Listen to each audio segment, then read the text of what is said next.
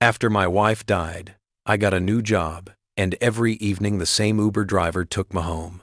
I always brought him coffee.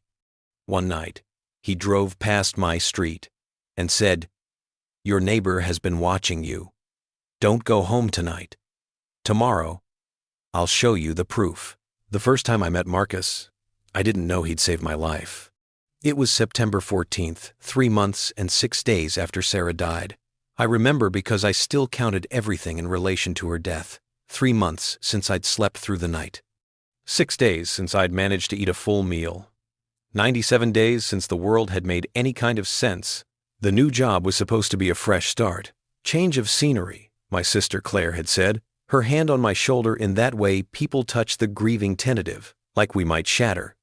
"You can't keep working at the university, Tom. Every hallway there has her memory." She wasn't wrong.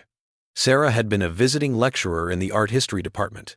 We'd met at a faculty mixer 5 years ago, her laugh cutting through the pretentious chatter about deconstructionist theory and postmodern whatever.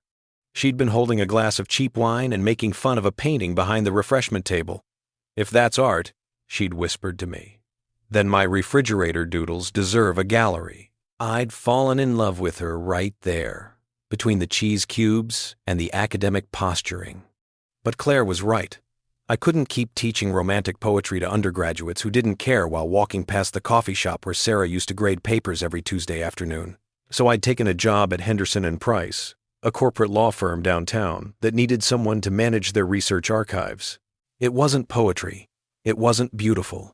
It was exactly what I needed, something that had nothing to do with the life I'd lost. The firm was 40 minutes from my house in Riverside Oaks, a quiet neighborhood where Sarah and I had planned to grow old together, where we'd painted the nursery yellow, full of hope, before the miscarriage, where we'd planted a Japanese maple in the backyard, because Sarah had loved the way the leaves turned crimson in autumn, where, 6 months ago, I'd found her collapsed in the kitchen, a brain aneurysm, they said, nothing anyone could have predicted or prevented, random, sudden, permanent. I'd thought about selling the house, but where would I go? Every place felt equally empty. So I commuted, every morning at 7, every evening at 6:30, and that's when the routine began.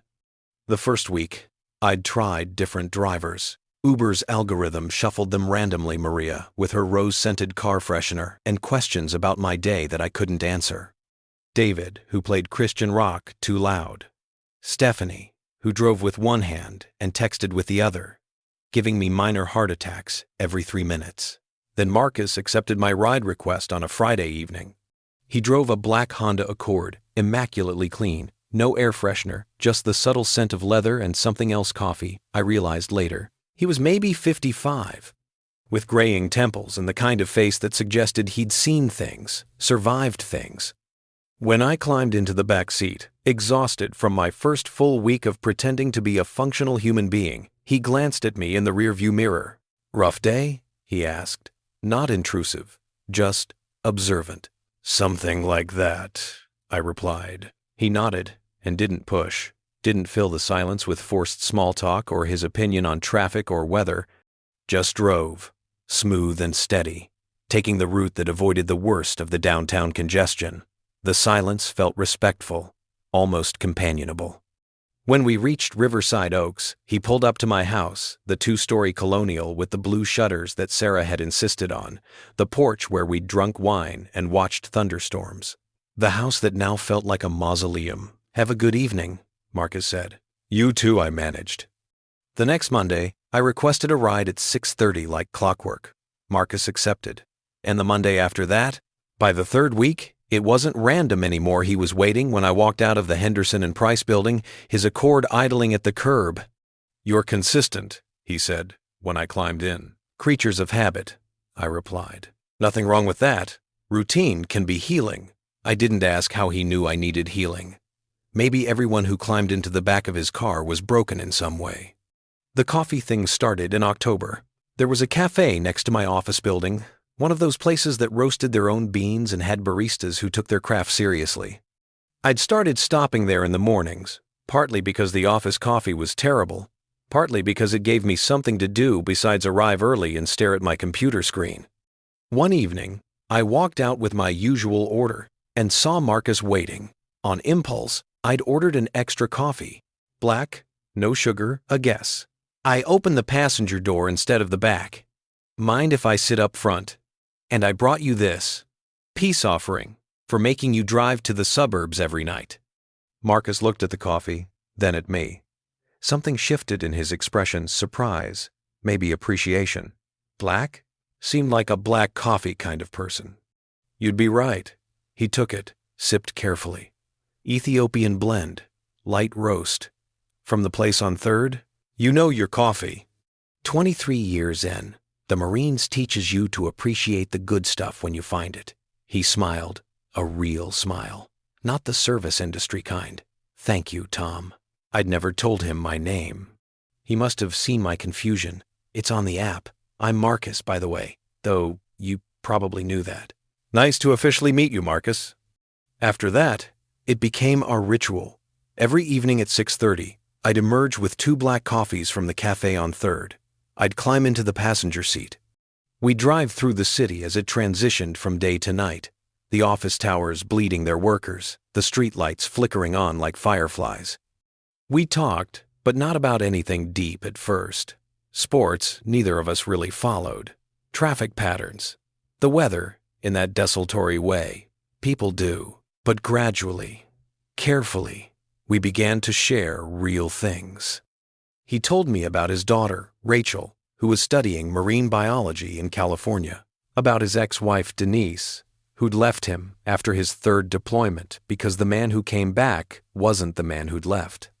About driving Uber because the structure helped after retirement, because he liked meeting people, because sitting still felt like dying slowly.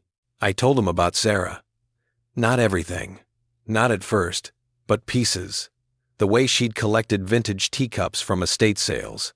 How she'd sung off-key to Motown while cooking. The Japanese maple. The empty nursery that I'd finally painted over in August, covering the yellow with gray because I couldn't look at Hope anymore. Grief isn't linear, Marcus said one evening in late October. We were stopped at a light, the rain starting to fall in that hesitant autumn way. People will tell you it gets easier. That's bullshit. It gets different.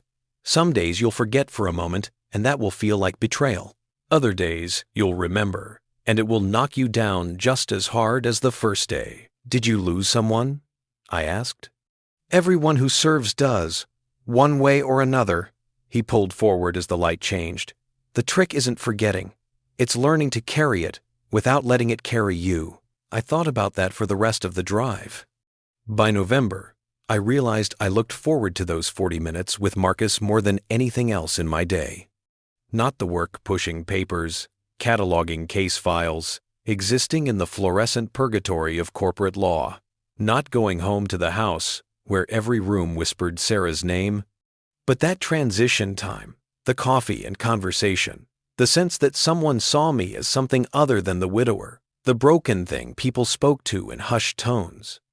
Marcus never pitied me. He treated me like a person who'd been hurt, not a victim who needed rescuing. There's a difference. On November 19th, something changed. I came out of the building at 6:30 with our coffees. The sky was already dark. Daylight saving time had stolen our evenings. Marcus was parked in his usual spot, but when I climbed into the passenger seat, I noticed he seemed tense. His hands gripped the steering wheel a fraction too tight. His eyes kept flicking to the rearview mirror. Everything okay? I asked, handing him his coffee. Yeah. He took a sip, but didn't pull into traffic. Tom, do you know your neighbors well? The question caught me off guard. Not really. Sarah used to chat with people. I mostly just wave and keep moving. Why? The house to your right, 2-story, red brick, white trim? I pictured it. That's the Hutchinsons. Well, Hutchinson. Janet. Her husband died a few years ago. Heart attack, I think. Sarah used to bring her cookies at Christmas. I paused. Why are you asking about Janet Hutchinson? Marcus pulled out into traffic, but his jaw was tight. Maybe nothing. Probably nothing. Marcus, it's just I've been noticing some things. In the neighborhood. Might be my training. Looking for threats that aren't there. What kind of things? He was quiet for a moment, navigating around a bus. The coffee in my hand had gone lukewarm. Her lights, they're on when I drop you off, always. And sometimes, I see movement in the upstairs window, the one that faces your house. A chill ran through me that had nothing to do with the November air. You think she's watching me? I think someone is. He glanced at me. How long have you lived there? 5 years. Since we got married. And she's been there the whole time? Yeah. Sarah said Janet was sweet, lonely. We'd invited her to dinner once or twice, but she always declined, said she didn't like to impose. Marcus's hands tightened on the wheel again. Tom, I don't want to alarm you, but in my experience, when someone's behavior changes after a loss, when they start paying unusual attention, it's worth being careful. You think she's dangerous? I think there's a difference between grieving neighbor and something else, and I think you should be aware. We drove in silence for a few minutes. My mind was reeling. Janet Hutchinson? The woman who wore cardigans and gardened in sensible shoes? Who'd brought a casserole after Sarah died and left it on the porch with a note in spidery handwriting. So sorry for your loss. Maybe you're reading too much into it, I said finally. Maybe she just keeps late hours. Maybe. But Marcus didn't sound convinced. When we pulled onto Maple Drive, my street, dusk had fully surrendered to night. The streetlights cast pools of amber illumination. The houses sat quiet and still, families inside eating dinner, watching television, living their undisrupted lives. Marcus slowed as we approached my house. There, he said quietly. Look. I followed his gaze. Janet Hutchinson's house, the red brick colonial next door, the upstairs window facing my property, and there, behind the curtain, a shadow, not just a shadow, a silhouette, someone standing, watching. As we pulled into my driveway, the figure didn't move. Jesus, I whispered. Don't react, Marcus said. Just get out like normal. Go inside. Lock your doors. I did. My hands were shaking as I unlocked my front door, the coffee long forgotten in Marcus's cup holder.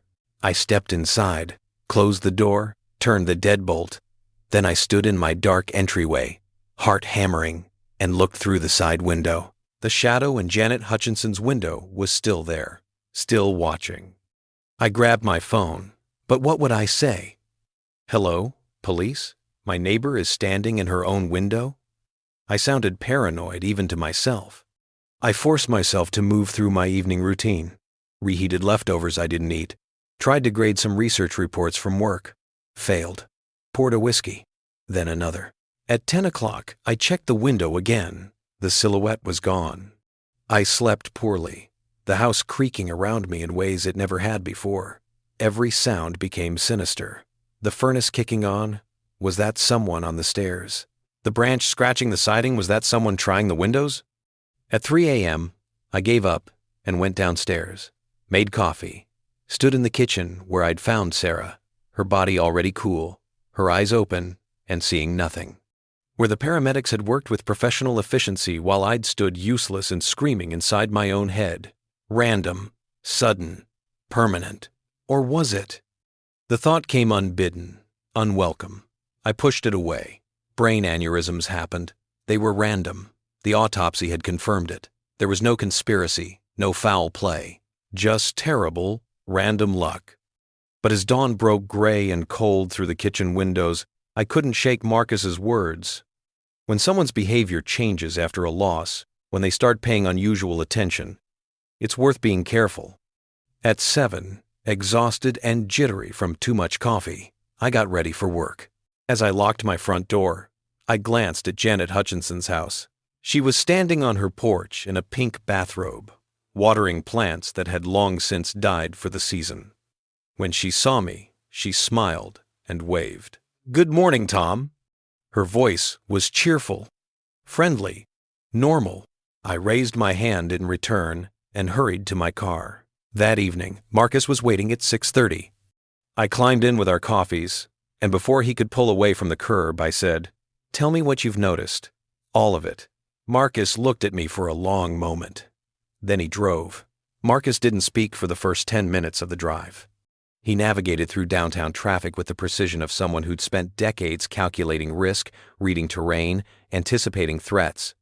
I watched his profile in the glow of passing headlights, the set of his jaw, the way his eyes tracked every vehicle, every pedestrian, every shadow that moved in ways shadows shouldn't. Finally, as we merged onto the highway that would take us toward Riverside Oaks, he said, "When did your wife die, Tom?" The exact date. May 31st. Around 2 in the afternoon. The details were carved into my memory with surgical precision. I found her at 5:47 p.m. when I came home early. Faculty meeting got canceled. And the neighbor, Janet Hutchinson. When did her behavior start changing? I had to think about that. The weeks after Sarah's death were a blur of casseroles and condolence cards, funeral arrangements and paperwork, the administrative nightmare of untangling a shared life. I don't know. People came by a lot at first. She brought food like everyone else. Left it on the porch mostly. Mostly? She came to the door a few times, asked if I needed anything, if I was eating, the usual concerned neighbor stuff. I sipped my coffee, which had gone cold. Why does that matter? How many times? I don't know, Marcus. 5? 6?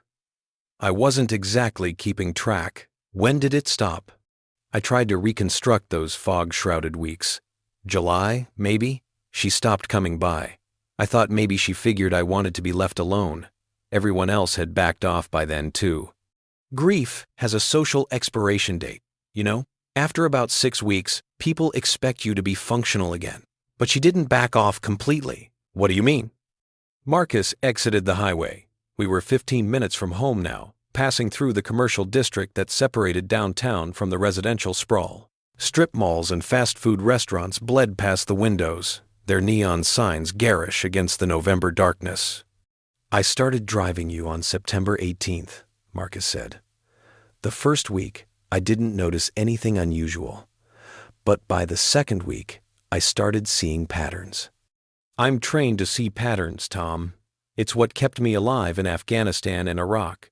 The vendor who sets up his cart in the same spot every day except Tuesday. The kid who watches the convoy routes with too much focus.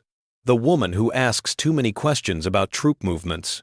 You think Janet Hutchinson is a terrorist? I tried to make it sound light, but my voice cracked. I think she's watching you with the kind of attention that isn't random. He glanced at me. Every night, I drop you off. Her lights are on. Not just downstairs, upstairs too. In that window facing your house. And I started testing something. Testing what? Timing.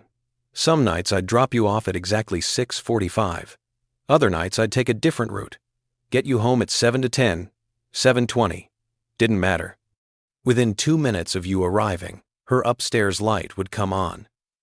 And I'd see movement behind the curtain. My mouth had gone dry. Maybe it's coincidence. Maybe that's just when she goes upstairs. That's what I thought at first. So I started varying it more. Last week, remember when we stopped for gas, got you home at 7:35? I did remember. Marcus had apologized, said he should have filled up earlier. 2 minutes after you walked inside, her light came on. And Tom, she'd been sitting in the dark until then. I watched. The house was completely dark before you arrived. The coffee cup trembled in my hands. I set it carefully in the holder. Why would she do that?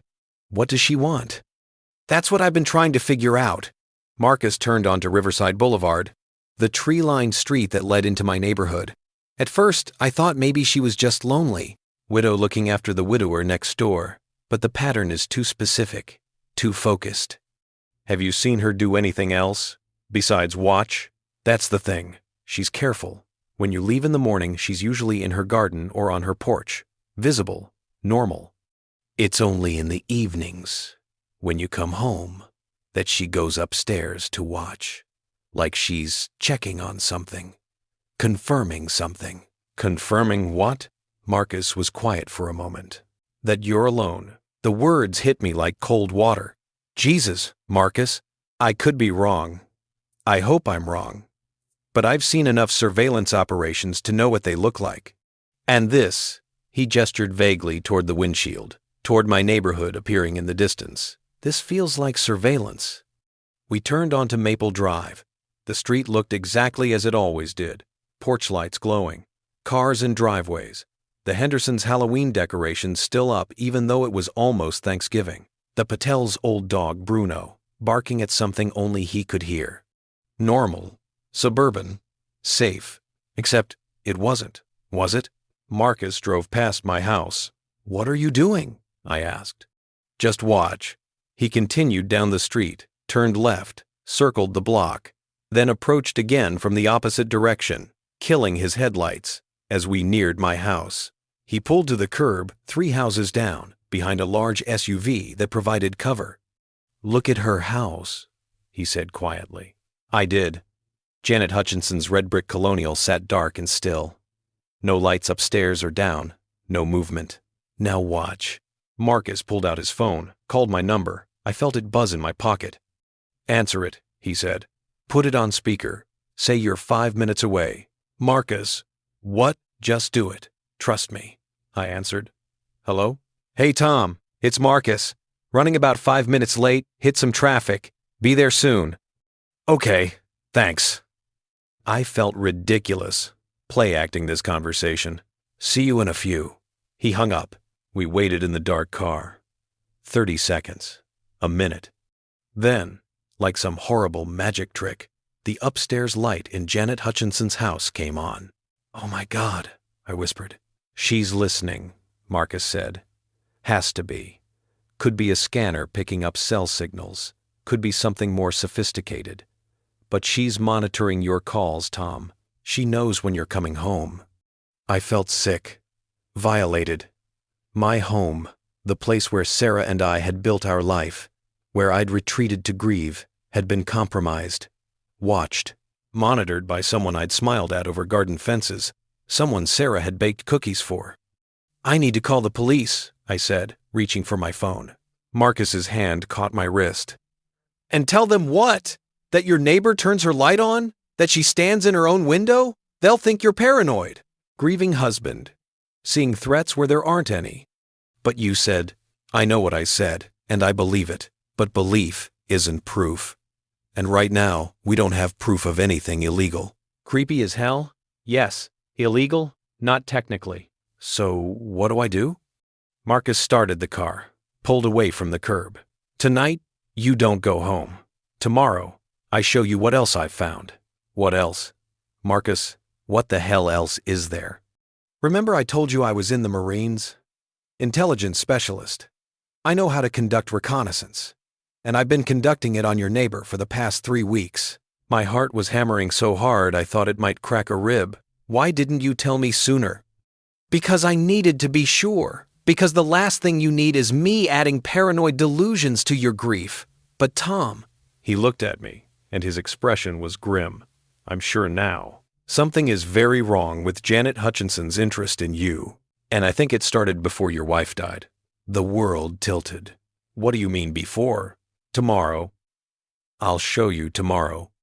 Right now, I'm taking you somewhere safe." We drove in silence. My mind was reeling, trying to process what Marcus had said. Before Sarah died. Before. Which meant, what? That Janet had been watching us both? Watching Sarah? Random. Sudden. Permanent. The autopsy had said aneurysm. Natural causes. There was no question, no investigation. Just a terrible confluence of probability and chance. A blood vessel that decided to rupture on an ordinary Tuesday afternoon while Sarah was making lunch. She'd been alone in the house. I'd been at work. No one had seen anything unusual. Except, maybe someone had been watching. "I think I'm going to be sick," I said. Marcus pulled into a parking lot, a chain hotel near the highway. "Breathe. Just breathe, Tom." I did. Long, shuddering breaths that felt like they might crack me open. "I'm getting you a room here for tonight," Marcus said. "Tomorrow morning, I'll pick you up at 7. We'll get coffee, and I'll show you what I've compiled. Then you can decide what to do with the information." "I can't just not go home." "Yes, you can. Tell yourself you're staying near the office for an early meeting. Tell yourself whatever you need to. But tonight, you're not going back to that house with her watching." He was right. The thought of walking into my house, knowing she'd be monitoring, watching, waiting, I couldn't do it. Marcus went inside, got me a room key, room 237. He walked me up, checked the space like he was clearing a hostile building. Checked the locks, the windows, even looked under the bed. "You've got my number," he said. "Anything weird happens, anything at all, you call me. I'll be here in 10 minutes. "Why are you doing this?" I asked. "Why do you care?" Marcus paused in the doorway. "Because I've seen what happens when good people ignore their instincts. Because you bring me coffee every day and treat me like a human being instead of a service. Because," he stopped, looked away. "Because I lost someone too, Tom, and I didn't see the threat until it was too late. I'm not letting that happen again." He left before I could ask what he meant. I sat on the hotel bed, still wearing my work clothes, and tried to make sense of everything. My phone buzzed probably, Claire checking in like she did most evenings. I couldn't talk to her. Not yet. Not until I understood what was happening. Instead, I pulled up Google on my phone and typed Janet Hutchinson, Riverside Oaks. Nothing unusual came up. Her Facebook page was sparse profile picture from several years ago, a few posts about gardening, a memorial post for her husband Richard from 3 years ago. She'd been a nurse before retiring. She volunteered at the library. She seemed utterly, completely normal. I tried. Richard Hutchinson, death, Riverside Oaks. An obituary from 3 years ago. Heart attack. Survived by his loving wife Janet. Memorial donations to the American Heart Association. Nothing sinister. Nothing strange. But then I thought about what Marcus had said. "Before your wife died." I typed, "Sarah Mitchell, death, May 2024. Her obituary appeared, the words I'd written in a grief-stricken haze. Sarah Ann Mitchell, beloved wife, daughter, sister, friend, taken suddenly. I scrolled past it, looking for anything else. News articles, public records, anything. And then I found it. A small item in the local newspaper's police blotter from May 29th, 2 days before Sarah died. Riverside Oaks resident reported suspicious activity near Maple Drive. Police responded, found no evidence of criminal behavior, investigation closed. 2 days before Sarah died, someone had reported suspicious activity on our street. My hands were shaking so badly I almost dropped the phone. I clicked through to the full police blotter, but there were no more details, just that single line. I called Marcus. He answered on the first ring. "Tom, you okay?" Police report, May 29th. Suspicious activity on Maple Drive. Did you know about this? Silence. Then, I found it yesterday. I was going to show you tomorrow with everything else. Who made the report? It was anonymous. But Tom, the responding officer's notes, said the call came from a woman who claimed she saw someone watching your house. Someone in dark clothing, watching from the yard. Jesus Christ. I stood up, pacing the small hotel room, and 2 days later, Sarah died. I know, the police didn't investigate, didn't follow up. They drove by, didn't see anyone, closed the case. Standard procedure for anonymous tips that don't pan out. But what if? I couldn't finish the sentence, couldn't voice the terrible thought taking shape in my mind. "Tomorrow," Marcus said firmly. "Tomorrow, I'll show you everything I've found. The timeline, the patterns, the photographs." "Photographs? You took photographs?" "I did reconnaissance, Tom. That includes documentation. Get some sleep, or try to. I'll see you at 7. He hung up. I didn't sleep. I lay on top of the hotel bedspread, still fully clothed, staring at the ceiling and thinking about timelines. About suspicious activity 2 days before Sarah's death. About a neighbor who watched my house with the focus of someone conducting surveillance. About Marcus's words, "I think it started before your wife died." At 3 a.m., I got up and looked out the hotel window. The parking lot was mostly empty. Just a few cars scattered under the sodium lights. Normal. Everything looked normal. But normal was a lie, wasn't it? Normal was the mask that hid the terrible things people did to each other. Normal was Janet Hutchinson in her cardigan, watering dead plants and smiling her friendly smile while secretly monitoring every move I made. Normal was Sarah dying alone in our kitchen on an ordinary Tuesday while someone may have been watching. I thought about the autopsy report, which I'd read so many times I'd memorized it. Subarachnoid hemorrhage due to rupture of cerebral aneurysm. No evidence of trauma. Natural causes. Natural causes. But what if it wasn't natural? What if someone had found a way to make it look natural? The thought was insane. Paranoid. The kind of conspiracy theory that grieving people constructed because accepting randomness was harder than believing in malice. Except Marcus believed it too. And Marcus had 23 years of military intelligence training. Marcus knew how to spot threats. At dawn, I showered in the hotel bathroom, put on yesterday's clothes, and waited for 7 o'clock, like a condemned man waiting for execution. My phone buzzed. Downstairs, coffee's getting cold. I grabbed my briefcase and headed down. Marcus was in the lobby, 2 cups from the cafe on 3rd in his hands. He looked like he'd slept about as well as I had. "Ready?" he asked. "No, but show me anyway." We walked out to his car. He didn't start the engine. Instead, he reached into the back seat and pulled out a manila folder. "Everything's in here," he said. "Timeline, photographs, notes. I've been documenting for 3 weeks. But some of this goes back further. I pulled public records, property records, cross-referenced dates." He handed me the folder. I opened it. The first page was a timeline, meticulously typed. May 29. Anonymous police report. Suspicious activity. Maple Drive. May 31. Sarah Mitchell dies. 2 p.m. estimate. June 1 to 15. Multiple visits from J.H. to subject's residence. June 20. J.H. installs new security camera. Faces subject's property. July 8. J.H. seen in yard late evening. Appears to be photographing subject's house. September 18. Surveillance pattern begins.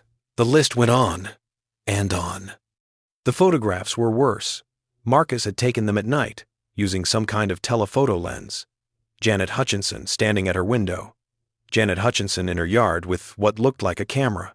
Janet Hutchinson at her mailbox, but positioned so she could see my driveway. And then, the last photograph. It was Sarah. Sarah walking to her car. The timestamp said May 28th, 3 days before she died. And in the background, partially hidden behind a tree, was Janet Hutchinson. Watching, I couldn't breathe. The photograph swam in my vision. Sarah's face frozen in time, alive, vibrant, 3 days before everything ended. She was wearing her blue sundress, the one with the little flowers she'd bought on our anniversary trip to Charleston. Her hair was caught mid-movement, that honey blonde cascade she'd always complained about because it never did what she wanted. She was smiling at something, maybe a thought, maybe a memory, maybe nothing at all. Just living, just being Sarah. And behind her, partially obscured by the oak tree in the Hendersons' yard, was Janet Hutchinson. The angle of the photograph made it clear she wasn't just passing by. She was positioned deliberately, her body angled toward Sarah, her attention focused with the intensity of a predator marking prey. "Where did you get this?" My voice came out strangled. "Your street has a Neighborhood Watch Facebook page," Marcus said quietly. "Mrs. Henderson posts photos constantly. Beautiful spring day on Maple Drive. That kind of thing. She posted this one on May 28th. I doubt she even noticed Janet in the background, but I did." I stared at the image until my eyes burned. Sarah never mentioned anything, never said Janet was acting strange. Would she have noticed? If someone's good at surveillance, you don't notice. That's the point. I flipped through more photographs. Marcus had been thorough, obsessively so. Shots of Janet's house from different angles, showing the camera mounted near her roofline. Close-ups of her upstairs window at night, the curtain pulled back just enough to provide a clear view of my house. A photograph of her mailbox, and I could see envelopes, my address visible on several of them. She's been taking my mail? I felt the rage building now, hot and sharp behind my sternum. Not taking, photographing. I watched her one morning. She waits for the mail carrier. Then before you get home, she goes through the mail in your box with her phone camera, takes pictures, puts everything back exactly as it was. That's a federal crime. It is, but proving it is another matter. She's careful, Tom. Never takes anything, so you'd never know. Never moves anything out of place. If I hadn't been watching specifically for unusual behavior, I wouldn't have caught it. I turned to the timeline again, tracing the dates with a finger that wouldn't stop trembling. You said this started before Sarah died. How much before? Marcus reached into his jacket and pulled out more papers. I went back through property records, neighborhood watch posts, anything with dated photographs or documentation. Tom Janet Hutchinson has lived next to you for 5 years. But according to people I talked to, people who've lived in Riverside Oaks for decades, she barely spoke to anyone until about 8 months ago. 8 months. I did the math. That's September. Last September. What changed? That's what I've been trying to figure out. I talked to the librarian where Janet volunteers. Woman named Grace Chen. Been there 15 years. She said Janet used to volunteer every Wednesday without fail. Then last September, she started calling in sick, missing weeks at a time. Grace was worried, stopped by to check on her. Janet said she was fine, just had some personal matters to attend to. Personal matters, I repeated. Like stalking my wife? I don't know, but the timeline is clear. Something happened last September that changed her behavior. She became isolated, focused, and that focus appears to have been directed at your house. I closed the folder because I couldn't look at Sarah's photograph anymore. I need to go to the police. This is enough, isn't it? This proves something's wrong. Marcus's expression told me the answer before he spoke. It proves she's been watching you. It doesn't prove she did anything illegal. Tom, I know how this works. I've filed enough intelligence reports to know the difference between suspicious behavior and actionable evidence. This, he gestured to the folder. This gets you a visit from a patrol officer who tells her to back off, maybe a restraining order if you're lucky. But it doesn't get you an investigation into your wife's death, because there's nothing to investigate, the autopsy said. I know what the autopsy said. Natural causes. But here's what I need to ask you, and I need you to really think about the answer. Marcus turned in his seat to face me fully. In the weeks before Sarah died, was there anything unusual? Anything at all? New symptoms? Sudden headaches? Dizziness? Anything that seemed off? I forced myself to think back through the fog of those last weeks. Sarah had been happy. We'd been planning a summer trip to Maine, talking about finally converting the spare room into a home office. She'd been working on a paper about Renaissance portraiture, staying up late with her books and note cards spread across the dining room table. She had headaches, I said slowly. She'd mentioned them a few times. Said they were probably stress from the end of semester grading. How often? I don't know. Once a week, maybe? She took ibuprofen. Said they weren't that bad. When did they start? I'm not sure. March? April? I looked up at him. You think someone gave her something? Poisoned her? An aneurysm can be caused by lots of things. Congenital weakness, high blood pressure, trauma. But it can also be caused by certain substances, cocaine, for instance, stimulants that spike blood pressure suddenly. Sarah didn't do drugs. She barely drank wine. I'm not suggesting she took anything knowingly. But Tom, if someone wanted to cause an aneurysm, make it look natural. There are ways. Certain compounds. Certain drugs. Small doses over time, weakening the blood vessels. Then, one larger dose to cause the final rupture. The hotel lobby suddenly felt too small, too airless. You're talking about murder. I'm talking about possibility.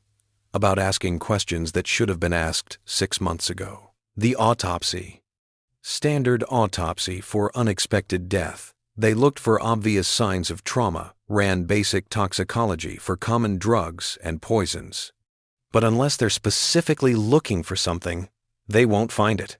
And if the cause of death is obvious, a ruptured aneurysm, they don't look further. I stood up, paced to the window, paced back. This is insane.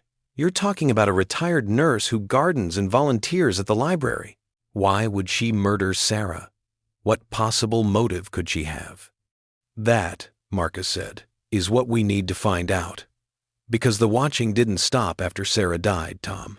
It intensified, which suggests her focus wasn't just on Sarah. It's on you. The coffee in my stomach turned to acid. So what do? You go to work, act normal. Tonight we do this differently. Tonight, I'm going to install some equipment. What kind of equipment? The kind that documents what she's doing. Cameras with audio. I'll mount them on your property, facing her house. If she's using electronic surveillance, I'll pick it up. If she's accessing your property, we'll have it on video. And if she's doing anything else, anything that gives us actual evidence of criminal behavior, we'll have proof. That's legal? Recording from your own property? Perfectly legal. And Tom, Marcus leaned forward. I've got contacts. People I served with who work in private security, digital forensics, that kind of thing. Let me make some calls. See if anyone can look into Janet Hutchinson's background more deeply, because I'm betting there's something in her past that explains this. I wanted to argue, wanted to say this was all paranoid conspiracy thinking, that I was letting grief warp my perception of reality. But I kept seeing that photograph, Sarah, alive and smiling, with Janet Hutchinson watching from behind the tree. Okay, I said, do it. But Marcus, if we find something, if there's any evidence she hurt Sarah, then we go to the police with everything, with proof they can't ignore. He stood up, placed a hand on my shoulder. But first, we need that proof. And that means being smart, being patient, and not tipping her off that we're watching back. I called in sick to work, told them I had a migraine, which wasn't entirely a lie, given the pounding in my skull. Marcus drove me to a diner off the highway, insisted I eat something. I pushed eggs around a plate while he made phone calls, speaking in low tones to people he called by first names only. Jake, Maria, Thompson. Okay, he said when he'd finished. Thompson's going to run a deep background. He's got access to databases. Most people don't. Military records, sealed court documents, that kind of thing. If Janet Hutchinson has any history of psychiatric issues, restraining orders, anything that didn't show up in basic searches, he'll find it. How long will that take? Could be a few hours, could be a few days. Depends what he finds. Marcus's phone buzzed. He checked it, frowned. That was fast. What? Thompson pulled her basic employment records. Janet Hutchinson worked at Riverside Memorial Hospital for 30 years. But she didn't retire. She was let go. Fired? When? Is now the front of Aereo 2-4. September. Last September. Marcus looked up from his phone. Official reason was restructuring, but Thompson's going to dig deeper, see if there's more to it. September. The same month her behavior changed. The same month she stopped volunteering at the library, started focusing on my house, on Sarah. What happened to her in September? I asked. What made her? My phone rang. Claire. I'd been ignoring her calls since yesterday. I should take this, I said. She'll worry if I don't. Marcus nodded. I stepped outside the diner, into the November cold. Hey, Claire. Tom. Jesus, I've been calling. Are you okay? You didn't answer last night. Sorry, I needed some space. It wasn't entirely a lie. Are you sure you're okay? You sound off. Claire knew me too well. We'd been close since childhood, that particular sibling bond forged by parents who divorced when we were young and left us to be each other's constants. She'd been the one who held me together after Sarah died, who'd slept on my couch for 2 weeks to make sure I ate, showered, continued existing. Claire, do you remember Janet Hutchinson, the neighbor? The one with the cookies? Sure. Why? Did Sarah ever mention her acting strange, watching the house, anything like that? There was a pause. Tom, what's going on? Just answer the question. Another pause, longer this time. Actually, now that you mention it, Sarah did say something once, maybe a month before she died. We were having lunch, and she mentioned that Janet had been around a lot, asking questions about you, about your schedule, when you were home, that kind of thing. Sarah thought it was sweet, thought Janet was lonely, and trying to make friends. My blood went cold. What kind of questions? Where you worked, what time you usually got home, whether you traveled for work. Sarah said it felt a little nosy, but she figured Janet was just making conversation. Claire's voice shifted, took on that worried tone I'd heard so often in the past 6 months. Tom, why are you asking about this? I think I stopped. How could I explain without sounding insane? I think she's been watching me. The house. I think she might have been watching Sarah too. Watching you how? Standing in her window every night, going through my mail. Claire, I found photographs. Janet in the background of pictures from before Sarah died. And she's watching. Just watching. Oh my God. Tom, have you called the police? And tell them what? That my neighbor stands in her own window? They'll think I'm paranoid. You need to get out of that house. I'm working on it. I need to understand what's happening first. No. Claire's voice was firm now, the big sister voice that had gotten me through childhood bullies and teenage heartbreak. No. You need to get somewhere safe, and then you can figure it out. Come stay with me and David. Pack a bag and come to Atlanta. Tonight. I can't. Not yet. Tom. Claire, please, just trust me. I'm being careful. I'm not alone. And I promise, if things get worse, I'll leave. But I need to understand this. I need to know. My voice broke. I need to know if this has something to do with Sarah. The silence on the other end stretched out. Finally. What are you saying? The headaches she had. The ones she said were stress. What if they weren't? What if someone was? Don't. Claire's voice was sharp. Don't go down that road. Sarah died from an aneurysm. Natural causes. The autopsy. I know what the autopsy said. But Claire, what if we missed something? What if there's a reason Janet Hutchinson has been so focused on our house? On us? This is grief talking. This is your brain trying to make sense of something that has no sense. Sometimes terrible things just happen, Tom. Sometimes there's no conspiracy, no villain to blame. Sometimes it's just random and awful. Random. Sudden. Permanent. Everyone kept telling me that. The doctors, the grief counselor Claire had made me see for exactly 3 sessions before I stopped going, the well-meaning colleagues who'd assured me that time would heal, that I'd find meaning in the meaninglessness. But what if they were wrong? I have to go, I said. I'll call you tonight. I promise. Tom, wait.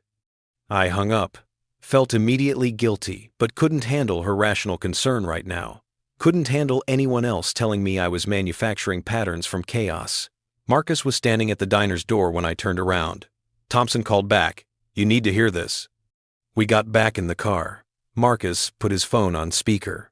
Records from Riverside Memorial. A gravelly voice was saying, Marcus, your instincts were right. Janet Hutchinson wasn't let go for restructuring. She was fired after an internal investigation. Investigation for what? Marcus asked. Patient complaint. A woman named Patricia Caldwell filed a formal grievance in August, claimed Hutchinson had been inappropriately fixated on her family, following them on social media, showing up at their daughter's school, that kind of thing. The hospital investigated, found evidence that Hutchinson had been accessing patient records she had no medical reason to access, specifically the Caldwell family's records. Medical history, home addresses, phone numbers. That's illegal, I said. HIPAA violation, yes. Hospital fired her immediately, but kept it quiet. No charges filed because the Caldwells didn't want the publicity. They just wanted her gone. What happened to the Caldwells? Marcus asked. Thompson's pause told me the answer before he spoke. Patricia Caldwell died in October. Last October. Overdose. Combination of prescription medications, anxiety meds, sleep aids. Ruled accidental, but the family said she'd been erratic in the weeks before her death. Paranoid. Said someone was watching her house. The diner parking lot tilted. I gripped the dashboard to steady myself. Thompson, Marcus said carefully, send me everything you've got on the Caldwell case. And dig into Janet Hutchinson's employment history before Riverside Memorial. Any complaints, any issues, anything that shows a pattern. Already on it. I'll have something by tonight. Marcus hung up. We sat in silence. She's done this before, I finally said. She fixated on someone. That woman died. We don't know they're connected. Don't we? Patricia Caldwell complained about being stalked. Then she died from what looked like accidental overdose. Sarah complained about Janet asking too many questions. Then she died from what looked like natural causes. Marcus, that's a pattern. It might be, but we need more. We need something that definitively connects. My phone buzzed. A text from an unknown number. Tom, this is Grace Chen from the library. Marcus gave me your number. I remembered something about Janet that might be important. Can you call me? I showed Marcus. He nodded. Call her now. I dialed. Grace Chen answered on the second ring. Mr. Mitchell, thank you for calling. I've been thinking about what Marcus asked, about Janet's behavior change last September. I remembered something. A few weeks before she stopped volunteering regularly, she came in very upset. I asked if she was okay, and she said, Grace paused. She said her son had been released from prison, that he was coming to live with her. The world stopped. Her son? I said. Janet Hutchinson has a son? Yes. I'd never heard her mention him before, so I was surprised. But she said he'd been in prison for years. She seemed anxious about it, scared even. Did she say what he'd been in prison for? No. I didn't want to pry. But Mr. Mitchell, after that conversation, I never saw her son at her house, never saw anyone visiting her at all. And that's when she started missing her volunteer shifts. I looked at Marcus. His expression was grim. Grace, thank you. This is very helpful. I hung up. Thompson, Marcus said immediately, redialing. I need you to search for any children of Janet Hutchinson, specifically any sons with a criminal record. We waited. My heart was hammering so hard I could feel it in my throat. Thompson's voice came back 5 minutes later. Got it. David Hutchinson, age 37. Janet's son from her first marriage. He's got a record. Multiple arrests for stalking, harassment, breaking and entering. Served 6 years in Clarksville Correctional. Released September 8th of last year. September. Always September. What were the stalking charges? Marcus asked. 2 different women. First one in 2015. He became obsessed with a coworker. Followed her home. Broke into her apartment. She got a restraining order. He violated it multiple times. Second woman in 2017. Similar pattern. That one escalated to assault. He put her in the hospital. Are either of those women still alive? I asked. Thompson was quiet for a moment. First one moved out of state. As far as I can tell, she's fine. Second one, Melissa Brooks, she's alive, but she filed another police report in 2018, before he went to prison. Said she was still receiving threatening letters, even though he was incarcerated. He had help, Marcus said. Someone on the outside sending the threats for him. Looks that way, but they could never prove it. Thompson, I need an address for David Hutchinson. Current location. According to his parole records, he's living with his mother. Has been since his release. Address is Riverside Oaks. I finished. Red Brick Colonial on Maple Drive. That's the one. Marcus thanked Thompson and hung up. We stared at each other. She's not working alone, I said. She has a son who's a convicted stalker. A son who's been living with her since last September, right next to you and Sarah. Marcus started the car. We're not waiting until tonight. We're installing those cameras now. And Tom, you're not going back to that house until we know what we're dealing with. But if David Hutchinson is living there, if he's been watching Marcus, we need to call the police. Now. And tell them what? That a felon is living at his mother's address, which is his legal right as a parolee? That we suspect they're watching you but have no proof? Tom, we need evidence. Real, concrete, legal evidence. Otherwise, it's just accusations. And accusations against a mother protecting her son won't get us anywhere. He was right. I hated it, but he was right. So what's the plan? The plan is, we set a trap. Marcus pulled out of the parking lot. We make them show their hand, and then we document everything. How? Marcus smiled, but it wasn't friendly. It was the smile of someone who'd spent decades hunting threats in hostile territory. We make you disappear, he said, And we see what they do when they think you're gone. Marcus drove us to a storage facility on the outskirts of town, one of those sprawling complexes with orange doors and security cameras every 50 feet. He had a unit here, number 847, tucked away in a back corner where the overhead lights flickered uncertainly. Inside was an arsenal.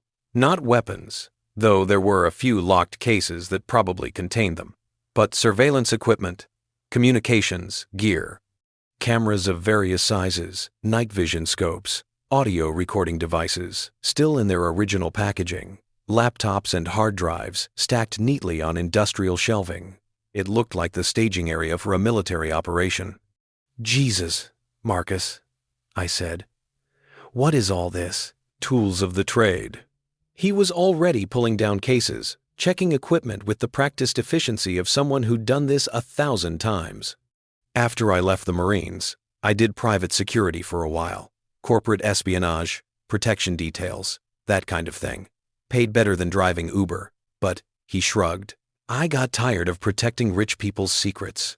This felt more honest. But you kept the equipment. Old habits. He opened a case containing what looked like a small camera, no bigger than a button. These are good, wireless, motion activated, streamed directly to an encrypted server, battery life of about 3 weeks. I'll place 4 around your property. Front door, back door, side yard facing Hutchinson's house, and 1 on your roof with a view of her upstairs window. Won't they see you installing them?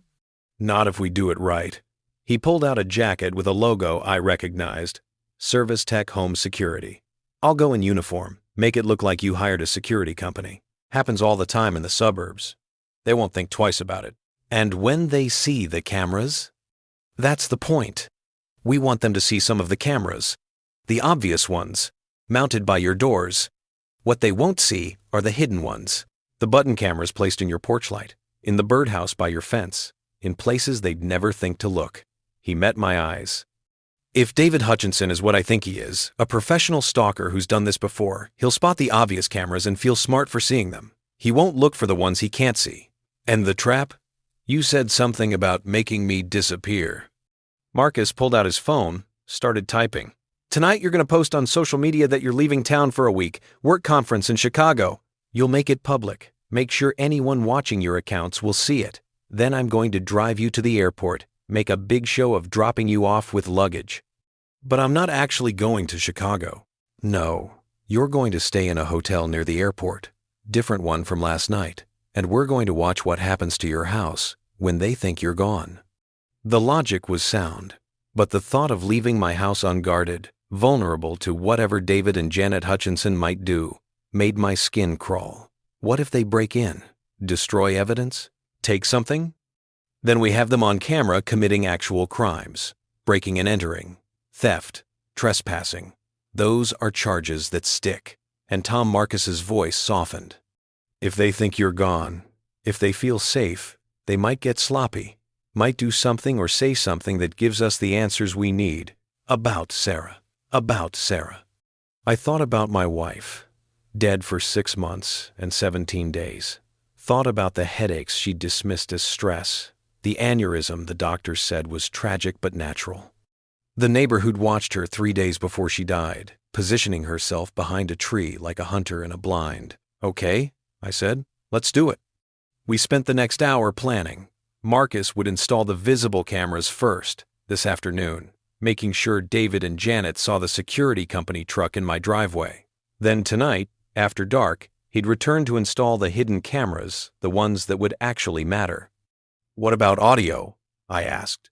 If they're talking about what they've done, way ahead of you. Marcus held up what looked like a smoke detector. This goes in your hallway, picks up conversations from 30 feet away. If they break in and talk, we'll hear every word. That's legal? On your own property? Yes. You're allowed to record audio in your own home. Anything they say while trespassing is admissible. He drove me to my house around 2 in the afternoon. The street was quiet. Most people at work, kids still in school. Janet Hutchinson's red brick colonial sat silent, curtains drawn. No sign of movement. She's probably watching from inside. Marcus said as we pulled into my driveway. Go in, act normal, pack a bag like you're actually going on a trip.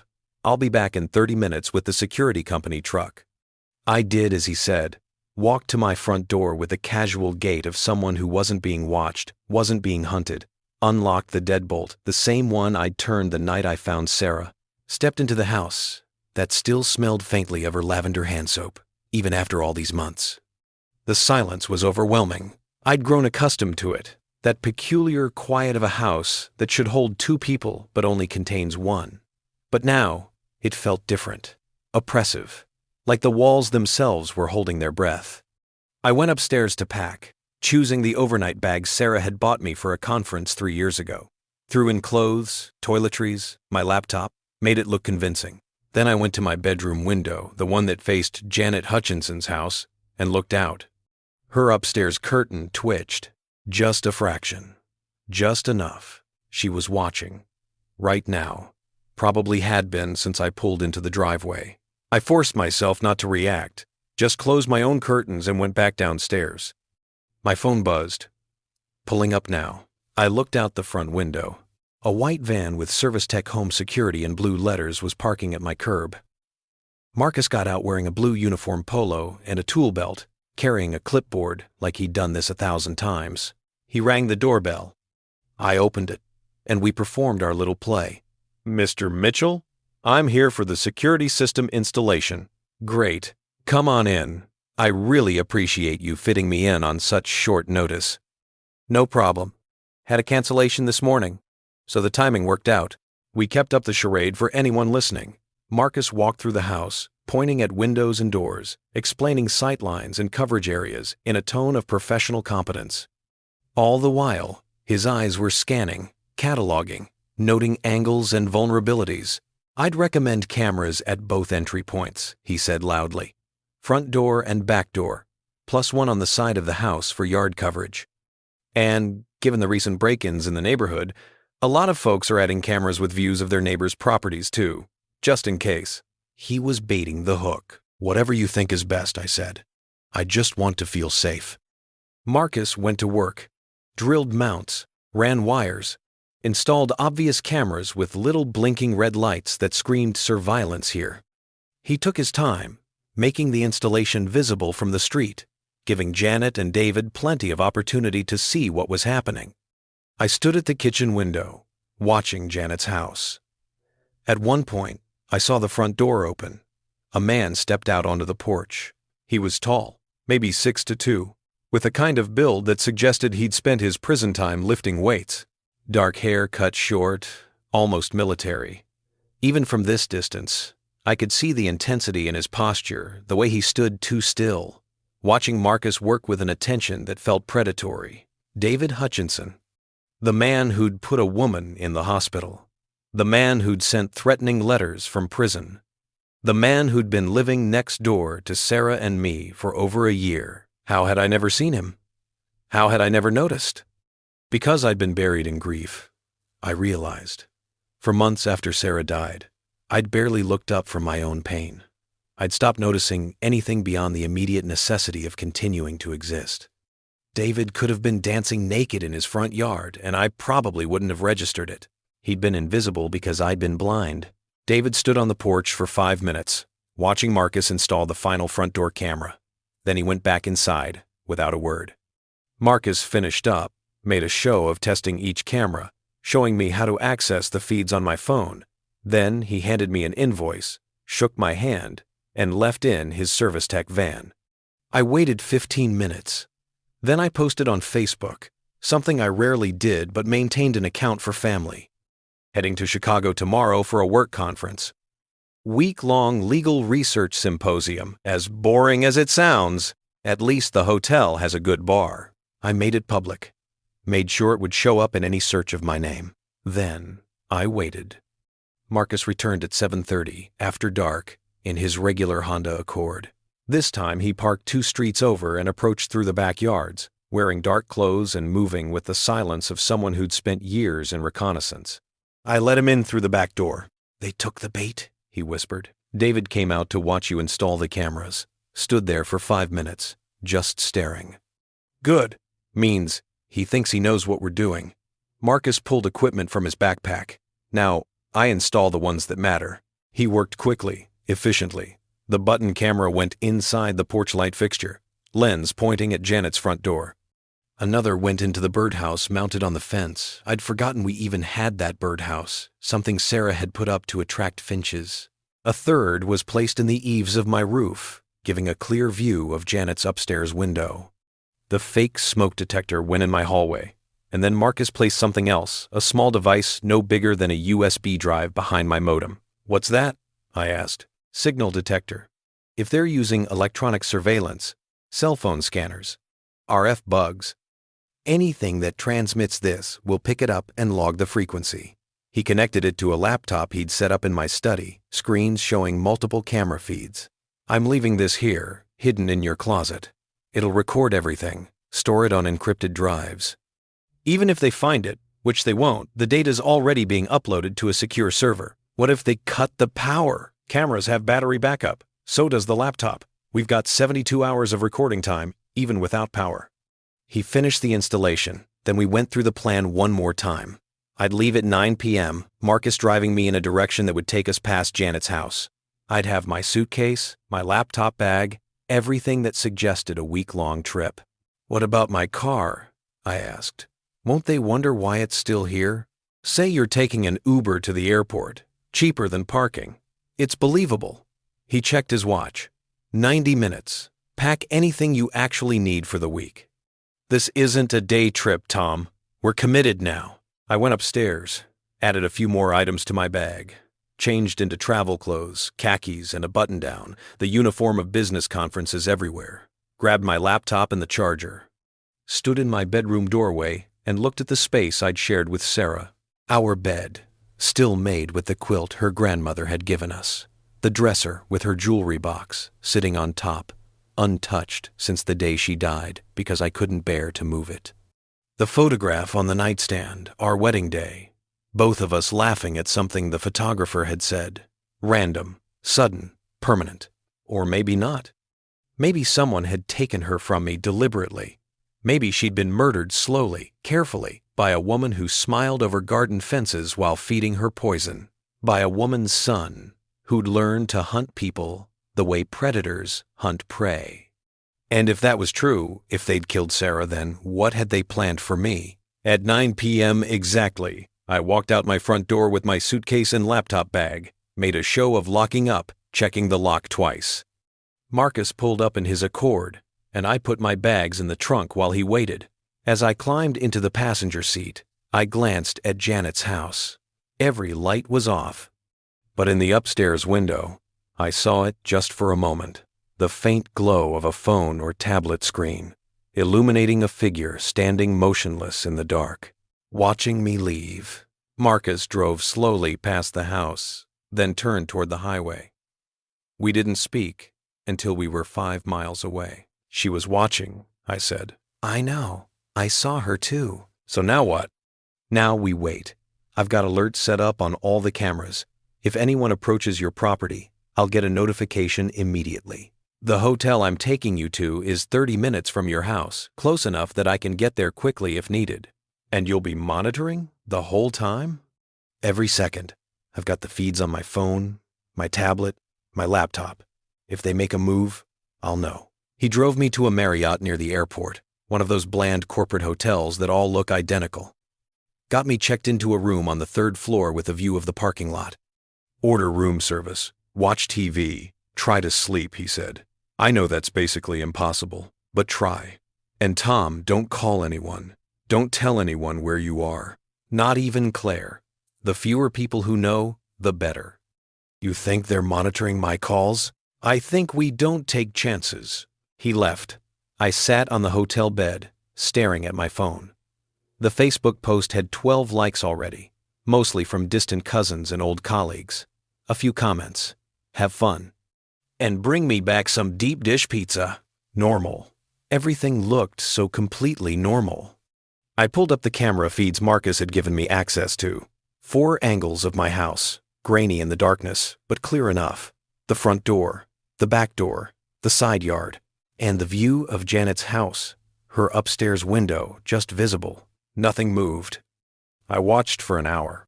2 hours. Ordered room service at midnight, a burger I couldn't eat, fries I picked at mechanically. The camera feeds showed nothing, just my empty house, dark and still.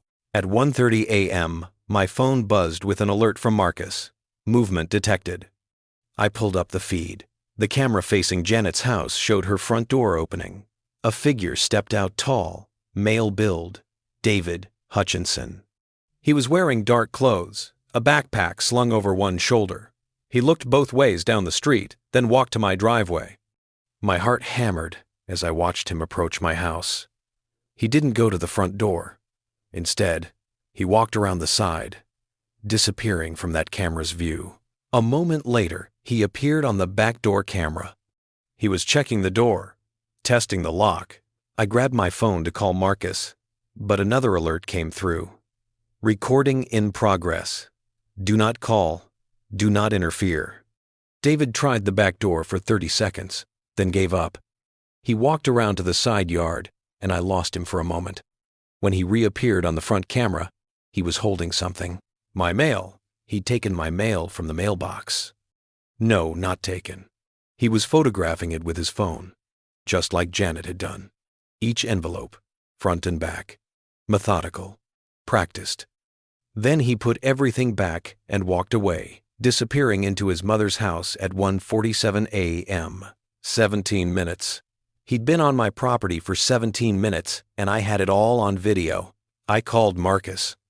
I saw it, he said before I could speak. Got every second recorded. That's trespassing, Tom. That's invasion of privacy. That's enough to violate his parole. So we call the police now? Not yet. That gets him arrested for trespassing. What we need is proof of the bigger picture, proof that connects him to Sarah. Let's see what else they do. Marcus, he was on my property, going through my mail. What if he tries to break in?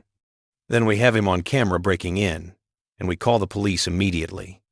But Tom, he didn't break in tonight. He was checking to make sure you're really gone, testing the situation. And tomorrow? Tomorrow we see what they do when they think they're safe. I didn't sleep. Stayed awake watching the camera feeds until dawn started breaking gray and cold over my empty house. Nothing else moved. No more visitors. But at 7:15 a.m., Janet Hutchinson came out onto her porch. She stood there for a moment, looking at my house with an expression I couldn't read from the camera angle. Then she pulled out her phone and made a call. 30 seconds later, David came out to join her. They stood together on the porch talking, David gesturing toward my house, while Janet nodded. Then they both went back inside. At 8:30 a.m., Marcus called. They're planning something. I could see it in their body language. They think you're in Chicago, think they have all week. Whatever they're going to do, they'll do it soon. How soon? My guess? Tonight. They'll want to move while it's dark, while the neighborhood's asleep. So we wait, we watch, and we finally get the answers you need. I spent the day in the hotel room, unable to focus on anything except the camera feeds. Watched Janet work in her garden at noon. Watched David leave the house at 2 and return at 4. Watched my own house sit empty and vulnerable. At 6 p.m., Marcus called again. Tom, I need you to see something. I've been going through the signal detector logs from last night. They're definitely using electronic surveillance. The detector picked up RF signals every time you made a call or sent a text for the past month. They've been listening to my phone calls for a month? At minimum, probably longer. Tom, they knew you were getting that security system installed before I even got there yesterday. That's how David was ready, watching from his porch. They heard you schedule the appointment. The violation felt physical, like someone had reached inside my chest and squeezed. Every conversation I'd had in my house, they'd heard. Every call with Claire. Every moment I'd thought I was alone, I hadn't been. What else did they hear? I asked, though I dreaded the answer. Everything. Your conversations with me, your calls to work, everything. Marcus paused. But Tom, that means they also heard things from before, from when Sarah was alive. And I'm going to go through every logged signal, every recorded frequency, and see if I can pull any cached data if they were monitoring you back then. If there's any record of what they heard, you might find out what they did to her. Yes. Night fell. I ordered more room service. I didn't eat, drank coffee, until my hands shook, and watched my house on 4 different screens. At 11:47 p.m., Janet Hutchinson's front door opened. Both of them came out this time, Janet and David, dressed in dark clothes, moving with purpose. They walked to my house together, and this time, David pulled out a key, my key. He unlocked my front door and they went inside, disappearing from the external cameras. But the hallway camera, the fake smoke detector Marcus had installed, picked them up immediately. I could hear everything. "Quickly," Janet was saying. "We don't have much time." "Relax, Mom. He's in Chicago. We've got all night." "I still think this is too risky." "And I think you worry too much. Besides," David's voice took on a tone I recognized from every crime documentary I'd ever watched. "The casual cruelty of someone who enjoys causing pain. After what we got away with before, this will be easy." My blood turned to ice. "Don't," Janet said. "Don't talk about that. Not here." "Why not? There's no one to hear. And even if there was, who'd believe it? Perfect, natural death, just like the other one." The other one? They were talking about Sarah. They were talking about murdering my wife. I couldn't breathe, couldn't move, couldn't do anything except stare at my phone screen as David Hutchinson's voice continued, casual and cold, discussing my wife's murder like it was a home improvement project. Marcus was already calling. I answered with shaking hands. "I heard it," he said, his voice tight with controlled fury. "I'm recording everything. Don't move. Don't react. Let them talk." On the screen, I watched David and Janet move through my house. They were in the living room now, the camera's night vision, turning them into green-tinted ghosts. David was carrying something, a bag of some kind. "Where did you put them last time?" he asked. "Kitchen, under the sink, behind the cleaning supplies." Janet's voice was thin, strained. "But David, I don't think we should." "Mom, we talked about this. He's asking questions. That Uber driver, the one who brings him home, every night I've seen them talking. Getting too friendly, too comfortable. It's only a matter of time before Tom starts wondering about things, starts looking into Sarah's death. He hasn't so far, because he's been too busy grieving. But grief doesn't last forever. Eventually, he'll want answers, and we can't risk him finding them." They disappeared from the living room camera. I switched feeds frantically, finding them in my kitchen, where I'd found Sarah's body, where I'd held her cooling hand and screamed for help that came too late. David set his bag on the counter, started pulling things out. Even through the grainy night vision, I could see bottles, containers, medical supplies. "The same dosage as before?" Janet asked. She was standing with her arms wrapped around herself, looking smaller than I'd ever seen her. "Higher. We needed to work faster this time. Last time took too long. 3 months of steady doses before her system was weak enough. We don't have 3 months now. 3 months. Sarah's headaches had started in March. She died in May. 3 months of poison, delivered slowly, carefully, by the woman who lived next door, the woman Sarah had trusted, the woman who'd brought cookies at Christmas. "I still don't understand why," Janet said quietly. "Why Sarah? She never did anything to us. She was kind. She had what you wanted." David's voice was matter-of-fact. "A husband who loved her. A happy marriage. Everything that bastard father of mine never gave you. You said it yourself, Mom. You'd watch them through the window, see them laughing together, holding hands, being happy, and it made you sick, made you remember everything you'd lost. I never said I wanted her dead. You didn't have to say it. I could see it. After I got out, when I came home, and you showed me." He gestured vaguely toward my house. "You showed me their perfect little life. Their perfect little house, and I saw what it was doing to you, eating you alive. So you decided to help." Janet's voice broke, without asking, without. "I helped, because that's what I do. I take care of you, like you took care of me when everyone else gave up. David moved closer to his mother, and even through the camera, I could see the twisted intimacy of their relationship, a bond forged in shared damage, shared cruelty. Patricia Caldwell. Remember her? That bitch got me fired from my job, got me arrested the first time. You helped me with her, sent the letters when I was inside, made sure she knew someone was watching. That was different. She hurt you. She deserved. And Sarah Mitchell had what you deserved, what you should have had. So yes, Mom, I helped. And it worked perfectly. No one suspected. No one questioned. Just a tragic aneurysm. Bad luck. The room spun. I gripped the hotel bedside table to keep from falling. Are you getting all this? I asked Marcus, my voice strangled. Every word. It's admissible, Tom. They're in your house without permission, discussing crimes. Everything they say is evidence. On screen, David was opening bottles, pouring something into a larger container, mixing, measuring with the precision of someone who'd done this before. Where are you going to put it? Janet asked. Coffee maker, like last time. He drinks coffee every morning, right? 3, 4 cups. He'll never taste it. The stimulants mask the bitter edge. David held up the container. This much, over 3 or 4 days, should be enough. Elevated blood pressure, weakened blood vessels. Then one final dose, higher concentration, hits the system like a bomb. Aneurysm, stroke, heart attack.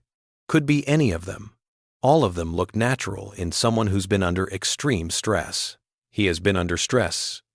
Exactly. Grieving widower, depressed, not taking care of himself. Everyone will say it was inevitable. Maybe even suicide, if we're lucky. Either way, no investigation. No questions. David finished mixing, started pouring the liquid into a dark bottle. And then the house goes on the market. You make an offer low, like you're doing a grieving neighbor a favor, by taking it off the family's hands. 6 months from now, you'll be living in your dream house, the one you always deserved. My house. She wanted my house. This entire nightmare, Sarah's murder, the surveillance, the planning to kill me, it was about a house. About jealousy, about a broken woman and her broken son deciding that if they couldn't have happiness, they'd take it from someone else. I don't know if I can do this again, Janet whispered. The guilt Sarah's face, before she died. I was there, you know. I came over that day, told her I'd seen a leak in her yard, worried about water damage. She let me in, made me tea, and You did what needed to be done. You added the final dose to her drink while she wasn't looking. 20 minutes later, she collapsed. You left through the back door before Tom came home. No one saw you. No one knows. I know. Janet's voice was raw. I see her every time I close my eyes. Then don't close your eyes. Stay focused. One more time, Mom. One more, and then we're done. You get the house, the life you want, and we never have to do this again. Promise? I promise. They were silent for a moment. David finished preparing his poison, capped the bottle, held it up to examine in the dim light. Beautiful, he said softly. You know what this is? This is justice. For every time Dad hit you. For every time someone looked at you like you didn't matter. For every happy couple that rubbed your loneliness in your face. This is how we take back what the world owes us. The world doesn't owe us anything, David. Then we take it anyway. He put the bottle in his bag, along with the other containers. Started cleaning up, wiping down surfaces with practiced efficiency. What about the cameras? Janet asked suddenly. He had that security company here yesterday. I saw. Front door, back door, basic setup. I checked them when I was here last night. They're standard commercial-grade motion-activated, record to local storage. Easy to avoid, David gestured dismissively. We came in the front door with a key. No forced entry, no alarm. The cameras might show us here, but so what? We're his neighbors. We have a key for emergencies. We're checking on his house while he's away. Nothing suspicious about that. And the coffee maker? Hidden in the back of the cabinet. behind everything else. He won't use it for days. I'll make sure of that. By the time he gets back from his trip and drinks his first cup, we'll have established a pattern of concerned neighbors checking in. No one will question us being here. They were smart. Careful. They'd thought of everything. Everything except the hidden cameras. The ones they couldn't see. David and Janet moved through my house for another 20 minutes, and I watched in horrified fascination as they staged their innocence. They adjusted a picture frame, straightened a rug, turned on a lamp in the living room to make it look like someone was home. They were creating a narrative, helpful neighbors maintaining my house while I was away. Finally, they left through the front door, locked it carefully behind them, walked back to Janet's house like they'd just finished a benevolent errand. The moment they were gone, Marcus was calling again. "I'm contacting the police now," he said. "Don't argue. We have everything we need. Confession to murder, trespassing, attempted murder. We have them, Tom." Wait. My mind was racing. If we call the police now, they'll arrest David and Janet. But the poison, Marcus, they said it was in the coffee maker. What if there's more? What if there's evidence in their house that proves what they did to Sarah? The police will search. Will they? Based on what? A recording that might be challenged in court? Marcus, you said it yourself. We need irrefutable evidence. If we move too fast, if their lawyer gets the recording thrown out on some technicality, you want to wait? Tom, they just put poison in your house. Poison meant to kill you. I know, but I also know that if we don't get this right, if we don't get justice for Sarah, my voice broke, they'll get away with it. Maybe not the attempted murder of me. Maybe they'll do time for that. But Sarah? Without physical evidence, without the compounds they used, without proof of what they gave her, it's just their word against a recording. And good lawyers can make recordings disappear. Marcus was quiet for a long moment. What are you proposing? I'm proposing we call your contact, Thompson. See if he knows anyone in forensics, anyone who can tell us exactly what to look for. Then tomorrow, while they think I'm still in Chicago, you get into their house. You find the evidence. You document everything. And then we go to the police with a case so airtight they can't wriggle out of it. Break into their house? Tom, that's illegal. So is murder. Evidence obtained illegally. Isn't admissible in court. I know. But Marcus, we don't need it to be admissible. We need it to tell us what to tell the police to look for. We need to know exactly what poison they used, where they kept it, how they administered it, and then the police can discover it themselves with a proper warrant. I could hear Marcus breathing on the other end of the line, weighing options with the strategic mind of someone trained in impossible situations. "You understand what you're asking me to do," he finally said. "If I get caught, I'll take responsibility. I'll say, I asked you to check on my house, gave you my key, told you I was worried about a gas leak or something. You had permission to be on my property, saw something suspicious next door, investigated. We'll figure out a story. Stories fall apart under scrutiny. So does murder. And Marcus, they killed my wife. They're planning to kill me. I don't care about legal technicalities anymore. I care about making sure they pay for what they did." Another silence. Then, "I'll call Thompson, see what he says. But Tom, if we do this, we do it smart. No rushed moves, no mistakes, because if we screw this up, they walk." "Agreed." He hung up.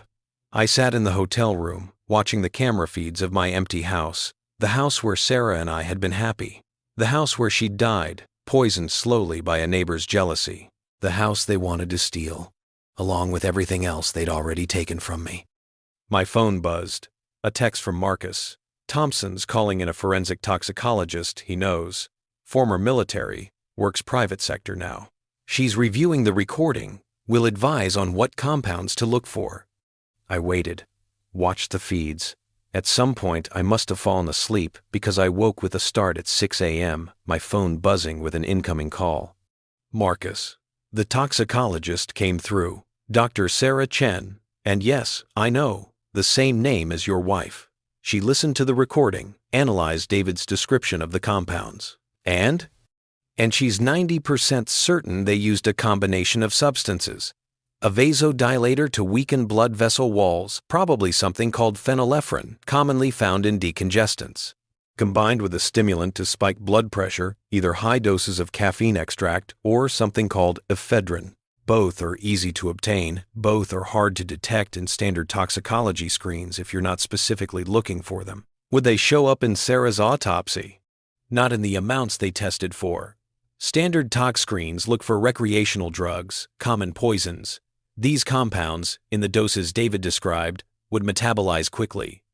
By the time Sarah died, most of it would be out of her system. What's left would look like normal breakdown products. So we can't prove it. We can't prove it from Sarah's autopsy. But Tom, if they still have these compounds in their house, if we can find the bottles, the mixing equipment, anything that shows they had these substances in the quantities needed, that's physical evidence. That's proof of means and opportunity. How do we get into their house?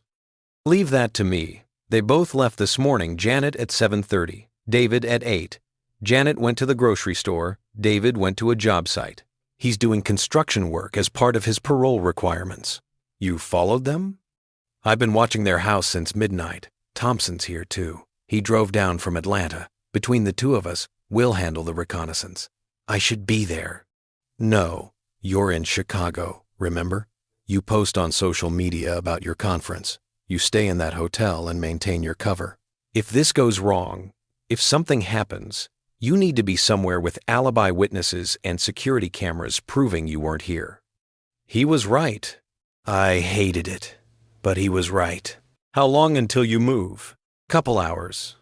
I want to confirm their patterns, make sure they're really gone for the day. Thompson's pulling blueprints of the house, checking for the easiest access point.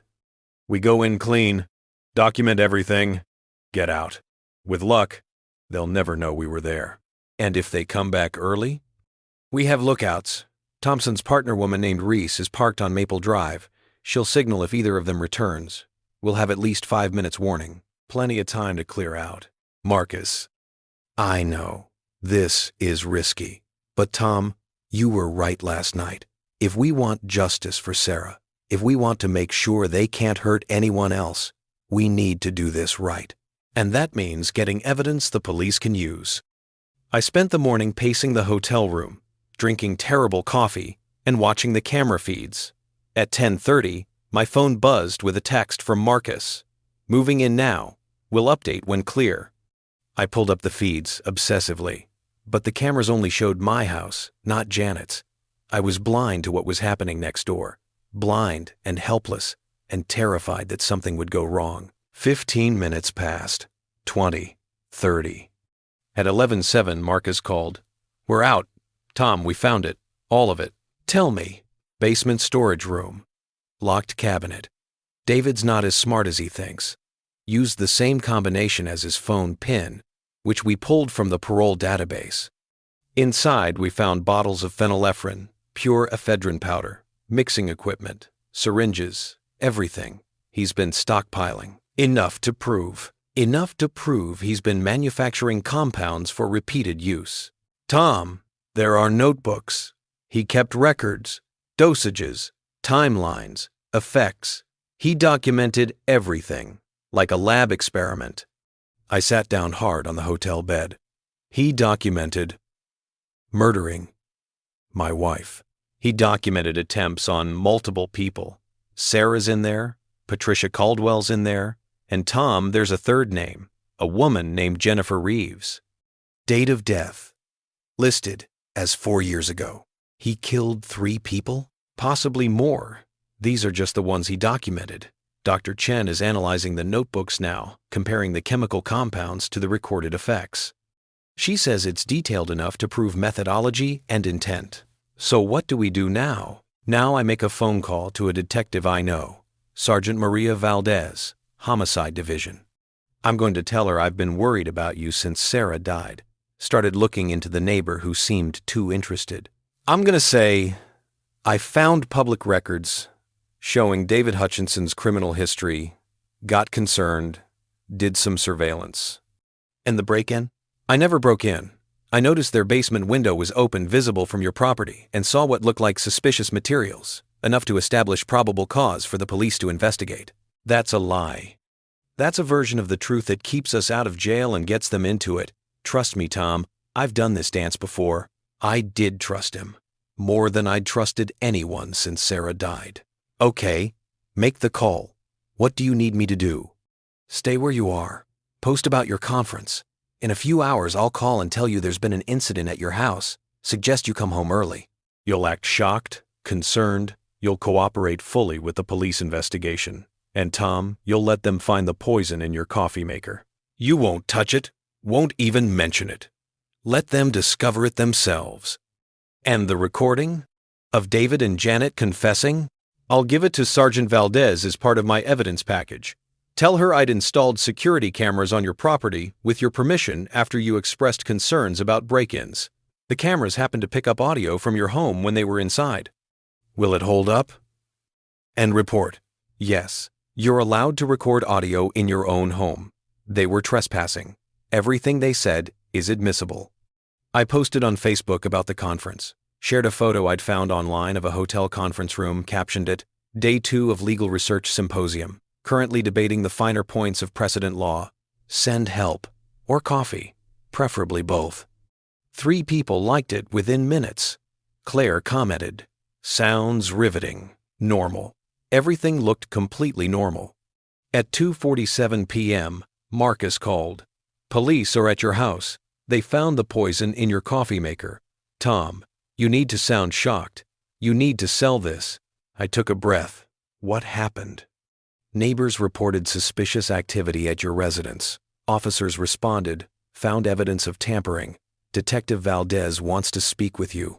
I'm patching her through now. A new voice came on the line. Female, professional, with the kind of tone that suggested she'd delivered bad news many times before. Mr. Mitchell, this is Detective Maria Valdez with Metro Homicide. I need you to remain calm while I explain the situation. What situation? What's wrong? Sir, we have reason to believe someone has attempted to harm you. We've found toxic substances in your home, specifically in your coffee maker.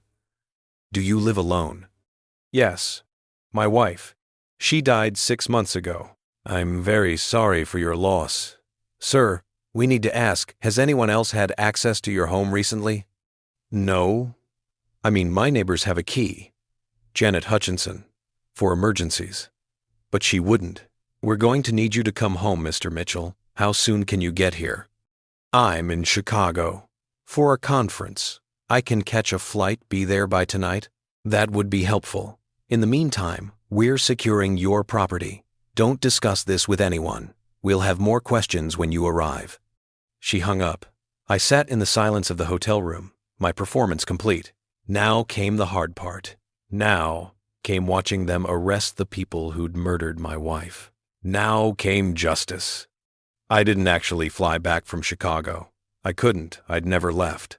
Instead, Marcus picked me up from the hotel at 5 p.m., and we drove toward Riverside Oaks in silence. The setting sun painted the highway in shades of amber and rust, beautiful and indifferent to the horror waiting at the end of the journey. You ready for this? Marcus asked as we took the exit toward my neighborhood. No, my hands were shaking. I clasped them together to make it stop. But I need to see it. Need to see them face what they've done. The detective will have questions, lots of them. You stick to the story. You were in Chicago. You had no idea anyone was in your house. You trusted your neighbor with a key because that's what neighbors do. What about you? Won't they wonder how you knew to check on my house? Already covered. I told Valdez you'd mentioned being worried about Janet's behavior, the watching, the too frequent check-ins. Said you'd asked me to keep an eye on things while you were away since I drive past every day anyway. When I saw David Hutchinson entering your property late at night, I got concerned, called the police. And they believed you? They're checking my story, but yeah, I gave them my military credentials, my private security license, everything that establishes me as credible. Plus, the evidence speaks for itself. They've got poison in your coffee maker and a convicted stalker with a key to your house. We turned onto Maple Drive. The street looked surreal. Police cars parked at angles, their lights painting the twilight in red and blue. Yellow crime scene tape stretched across my driveway.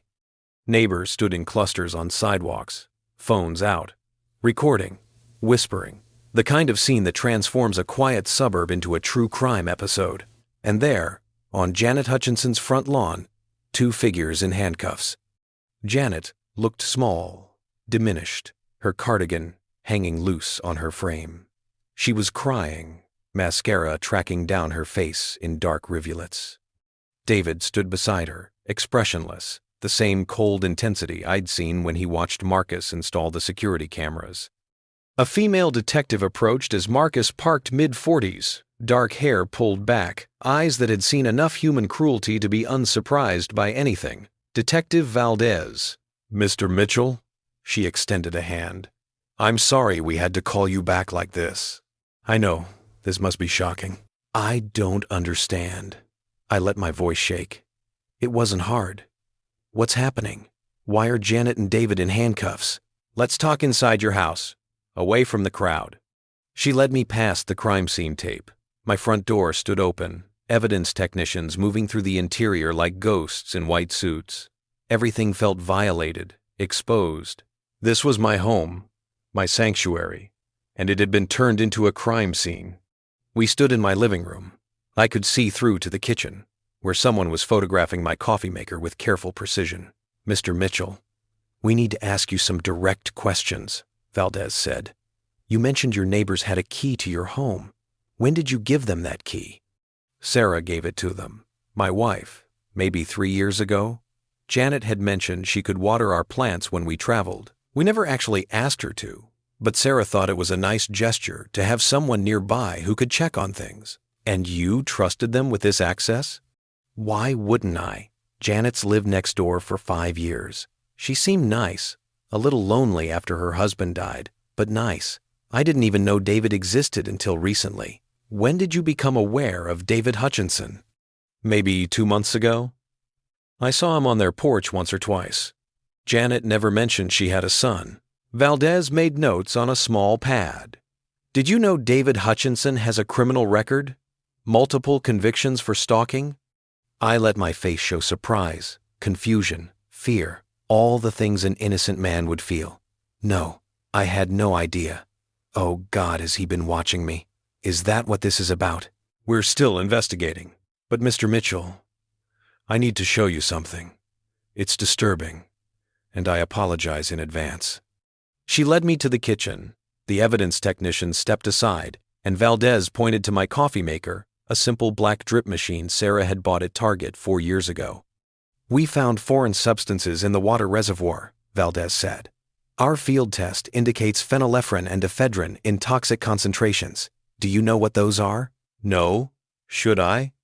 "They're compounds that, when ingested in high doses, can cause severe cardiovascular events, strokes, heart attacks, aneurysms."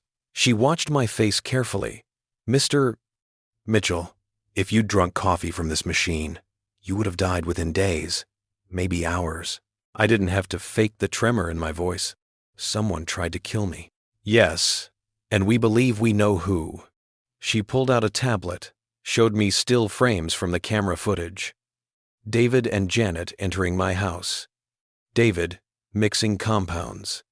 Janet standing watch. The images were damning, incontrovertible. "Your driver, Marcus Reyes, had installed security cameras on your property after you expressed concerns about your neighbor's behavior. Those cameras captured the Hutchinsons entering your home 2 nights ago and tampering with your coffee maker." I can't. I sat down heavily on a kitchen chair. Why would they do this? What did I ever do to them? "We're working to establish motive." "But Mr. Mitchell, I need to ask you something difficult. Your wife, Sarah, she died 6 months ago. The official cause was a brain aneurysm. Is that correct?" My heart stopped. "Yes, May 31st. It was sudden, unexpected. I'm going to be direct because I think you deserve the truth." Valdez's voice softened. "We have evidence suggesting your wife's death may not have been natural. We've obtained recordings from the security system where the Hutchinsons discuss having done this before, having used similar methods on previous victims." The room tilted. I gripped the table. "You're saying they killed Sarah?" We're saying it's a strong possibility that we need to investigate. With your permission, we'd like to request an exhumation and conduct a more thorough toxicological analysis. Yes, the word came out strangled. Yes, do whatever you need to do. If Sarah didn't die naturally, I couldn't finish. Couldn't push the words past the grief and rage closing my throat. Valdez placed a hand on my shoulder. We'll find the truth, Mr. Mitchell. I promise you that. She left me with a uniformed officer while she went back outside. Through the window, I watched her approach Janet and David. Watched her speak to Janet with the kind of authority that couldn't be argued with. Janet's crying intensified. David remained stone-faced, but I saw his jaw tighten. Marcus appeared at my side. You okay? They're going to exhume Sarah's body. My voice sounded distant, like it belonged to someone else. They're going to cut into her again, take samples, prove what was done to her. I know it's hard, but Tom, it's the only way to give her justice. She's been dead for 6 months, buried for 6 months, and now, the image of her casket being dug up, opened, violated again, by the same cruelty that killed her. I couldn't bear it. She'd want the truth, Marcus said quietly. Sarah would want you to know what really happened. He was right. Sarah had loved truth the way she'd loved art as something essential, something worth pursuing even when it hurt. She'd told me once, after a department meeting where someone had plagiarized a colleague's research, that lies were a kind of theft. They stole reality and replaced it with hollow fiction. Someone had stolen her reality, replaced her natural death with a manufactured one, and she deserved better. Outside, they were loading Janet and David into separate police cars. Janet was still crying, still trying to speak, but the officers weren't listening. David went quietly, his face blank, but as they guided him toward the car, his eyes found mine through the window. He smiled. It was brief, barely a flicker, but I saw it. A small, satisfied smile that said he knew something I didn't. That even caught, even facing murder charges, he thought he'd won something. The rage that surged through me was white-hot and bottomless. Marcus's hand on my arm stopped me from doing something stupid. Don't give him the satisfaction. Did you see that? He smiled at me. I saw. And Tom, that smile is going to convict him.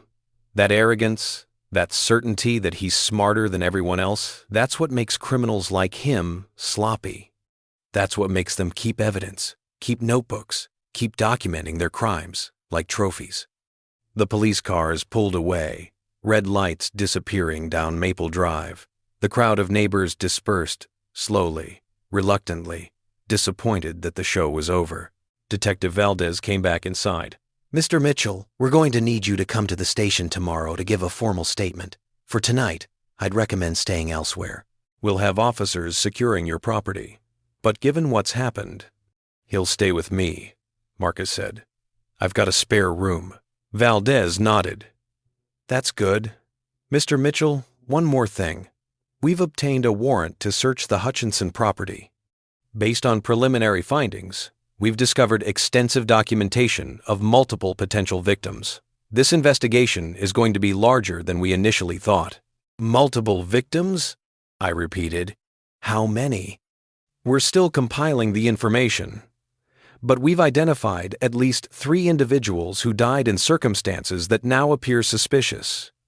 Your wife, Sarah, a woman named Patricia Caldwell, and a woman named Jennifer Reeves. Who was Jennifer Reeves? Valdez consulted her notes.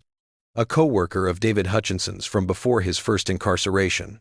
She filed a complaint against him for harassment. Died 4 years ago from what was ruled a heart attack. She was 31 years old, no history of cardiac issues. 31, the same age Sarah had been. There may be others, Valdez continued. We're cross-referencing David and Janet Hutchinson's locations over the past 15 years, with unexplained deaths in those areas. This is going to take time, Mr. Mitchell. Weeks, possibly months. I need you to prepare yourself for a long process. Whatever it takes, I want them to pay for what they did. We'll do everything we can to ensure that happens. She handed me a business card. My direct line. Call anytime, day or night. And Mr. Mitchell, I'm sorry. Sorry for your loss. Sorry this happened. Sorry we didn't catch it sooner. She left. The evidence technicians continued their work, bagging my coffee maker, photographing my kitchen from every angle, treating my home like the crime scene it had become. Marcus drove me to his apartment, a modest one-bedroom in a complex near the highway. Neat, minimal, with the kind of order that suggested military discipline never really left you. He gave me the bedroom, insisted on taking the couch himself. I sat on the edge of his bed at midnight, unable to sleep, unable to stop seeing David's smile, unable to stop thinking about Sarah's last moments. Had she known? When the headache started, when the dizziness came, when she collapsed in our kitchen, had she known something was wrong? Had she been afraid? My phone buzzed. Claire, calling for the 5th time. I'd been sending her texts saying I was fine, that I'd explain later, but she wasn't buying it. I answered, "Hey, Tom, what the actual hell is going on? I saw the news. Police at your house. Neighbors arrested for attempted murder. And you're telling me you're fine? I'm not fine. But I'm alive, which is more than I would have been if Marcus hadn't been watching." Marcus, the Uber driver? Tom, start from the beginning. Tell me everything. So I did. Told her about the surveillance, the watching, the coffee ritual that had probably saved my life by making Marcus pay attention. Told her about the investigation, the break-in, the recordings. Told her what they'd found in my coffee maker. Told her what they suspected about Sarah. Claire was silent for a long time after I finished. Then, they murdered her. That woman we brought cookies to. That woman who seemed so sweet and sad and lonely. She murdered Sarah. With her son's help, yes. And they were going to murder you too. For what jealousy? Because you were happy? Because Janet wanted our house, wanted our life, wanted to erase us and step into what we'd built. The words tasted like ash. She was going to buy our home after I died, live there, pretend to be the grieving neighbor who'd taken on too much, but couldn't bear to see the house go to strangers. That's insane. That's Tom. That's not just murder. That's something else, something worse. I know. Are you safe now? Really safe? Marcus is keeping watch, and Claire, they're going to exhume Sarah's body, test for the compounds, prove what they did to her. I heard Claire start crying. She didn't deserve that. She was so good, Tom, so genuinely good, and they took her away for nothing, for a house, for jealousy. I know. When's the exhumation? Next week, probably. They need court approval, need to coordinate with the medical examiner. Detective Valdez said she'd keep me informed. I'm coming up tomorrow. I'm taking leave from work, and I'm coming to stay with you. Don't argue. I wasn't going to argue. The thought of Claire being here, of not being alone through what came next, was the first comfort I'd felt in days. Okay. Thank you. That's what family does. We show up. Even when, especially when, everything's falling apart. We talked for another hour. She told me about her kids, about her job, about the normal mundane details of a life that continued untouched by murder and poison. It was soothing, that normalcy. A reminder that somewhere, life went on without horror. At 2 a.m., I finally hung up and tried to sleep. Managed maybe 3 hours of fractured dreams where Sarah was alive and laughing until she turned into Janet Hutchinson, still laughing, holding a coffee cup that spilled poison instead of liquid. I woke at dawn to voices in the living room. Marcus was talking to someone, a woman's voice I didn't recognize. I got up, found Marcus standing with Detective Valdez and another person, a woman in her 50s, wearing a white coat over business casual attire. "Mr. Mitchell," Valdez said, "this is Dr. Sarah Chen, forensic toxicologist. She's been consulting on your case." The same name as Sarah. The coincidence felt like a message, though from who or what I couldn't say. Dr. Chen extended her hand. "I'm very sorry for your circumstances, Mr. Mitchell. I've reviewed the evidence, both the physical compounds found in your home and the documentation seized from the Hutchinson property. I wanted to speak with you directly about what we've found." "More victims?" "Potentially, yes. But more immediately, I've analyzed the notebooks David Hutchinson kept. He documented not just the victims, but his methodology. Mr. Way.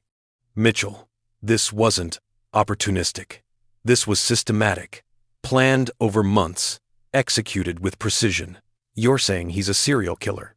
I'm saying he and his mother operated as a team. Janet identified targets, people she envied, people she felt had wronged her, people whose lives she wanted. David provided the means and method. Together, they created deaths that appeared natural, unquestionable. How many? Dr. Chen exchanged glances with Valdez. We've identified 5 confirmed victims over a 12-year period.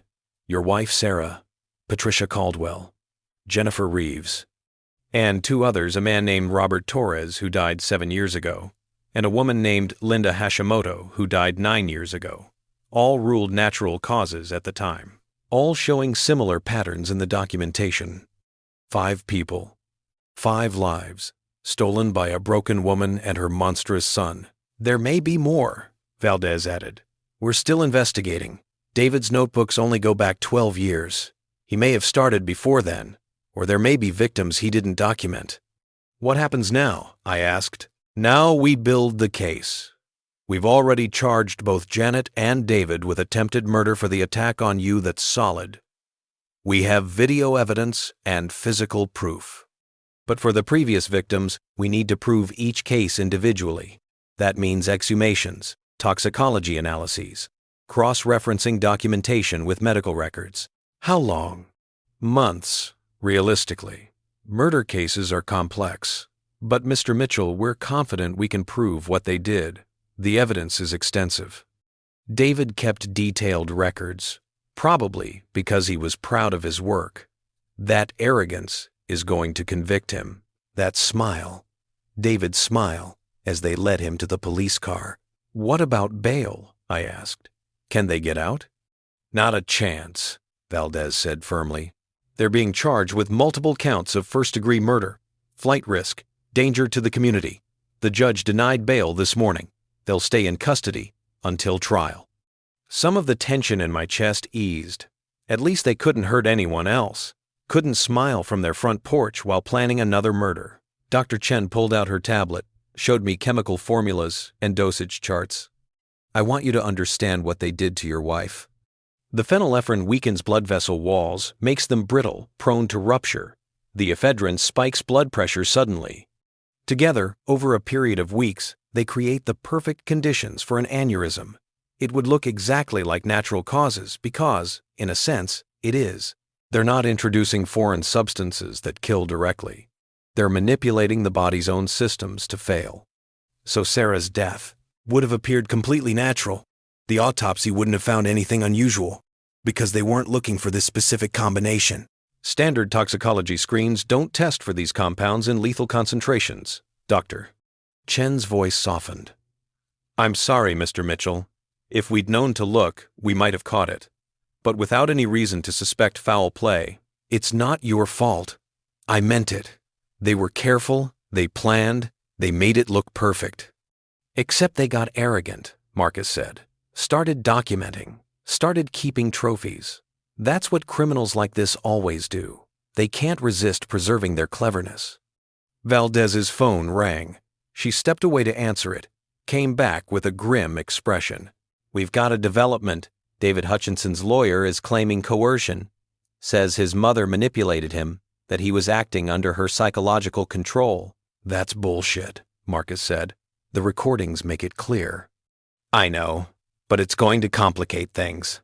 If his lawyer can establish that Janet was the primary actor and David was just following her lead, they might try for a lesser charge, manslaughter instead of murder. After 5 people, I felt the rage building again. After documenting everything like it was a science experiment, I'm not saying it will work. I'm saying be prepared for them to try. Defense attorneys will use every angle they can find. The morning dissolved into logistics, giving my formal statement, reviewing timelines, identifying everything I could remember about Sarah's last months, the headaches, the fatigue, anything that might have been symptoms of poisoning. It was excruciating. Every memory I pulled up came with the new knowledge of what had been happening. Sarah complaining about headaches wasn't just stress, it was poison working through her system. Sarah mentioning that Janet had stopped by wasn't just neighborly concern, it was a killer checking on her work. By noon, I was exhausted. Claire arrived at 1, pulling me into a hug that lasted full minutes. "You look terrible," she said. "Thanks. I brought actual food. You're going to eat, then you're going to shower, then we're going to figure out what comes next." That was Claire, practical, decisive, taking control when everything else spiraled into chaos. She cooked while Marcus made phone calls, coordinating with Thompson and his other contacts.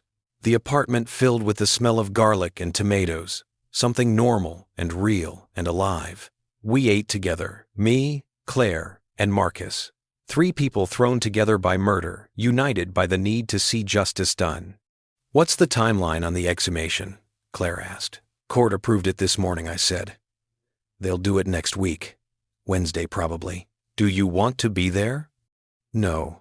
The thought of watching Sarah's casket pulled from the ground was unbearable. But I'll be nearby. I need to be close. Claire nodded. "I'll be with you. Whatever you need." "Thanks for watching. We can Claire to it said. Thanks for watching. We can Claire to way. We can Claire to it said. We can Claire nodded." We spent the afternoon in quiet conversation. Claire told stories about Sarah, things I'd forgotten or never known. How Sarah had helped her pick out her wedding dress. How Sarah had stayed up all night with her when Claire's first baby wouldn't stop crying. How Sarah had been the kind of person who remembered everyone's birthday and sent handwritten cards because she thought it mattered. She had been good, genuinely, thoroughly good, and someone had murdered her for it. As evening fell, Marcus's phone buzzed. He checked it, frowned. "Thompson's outside. Says he has something we need to see." Thompson came in, carrying a laptop, a lean man in his 40s with a runner's build and eyes that tracked every detail. He set up at Marcus's kitchen table without preamble. "Found something in David's digital records. He kept files on an encrypted server. Thought he was being smart. Wasn't smart enough." Thompson pulled up documents. These are his notes. Not just about the victims, about future targets. My blood went cold. Future targets? Lists of people, names, addresses, daily routines. All cross-referenced with reasons. Has better car than we deserve. Got promotion I should have had. Dating woman I liked. David was compiling a catalog of people he felt had wronged. End quote.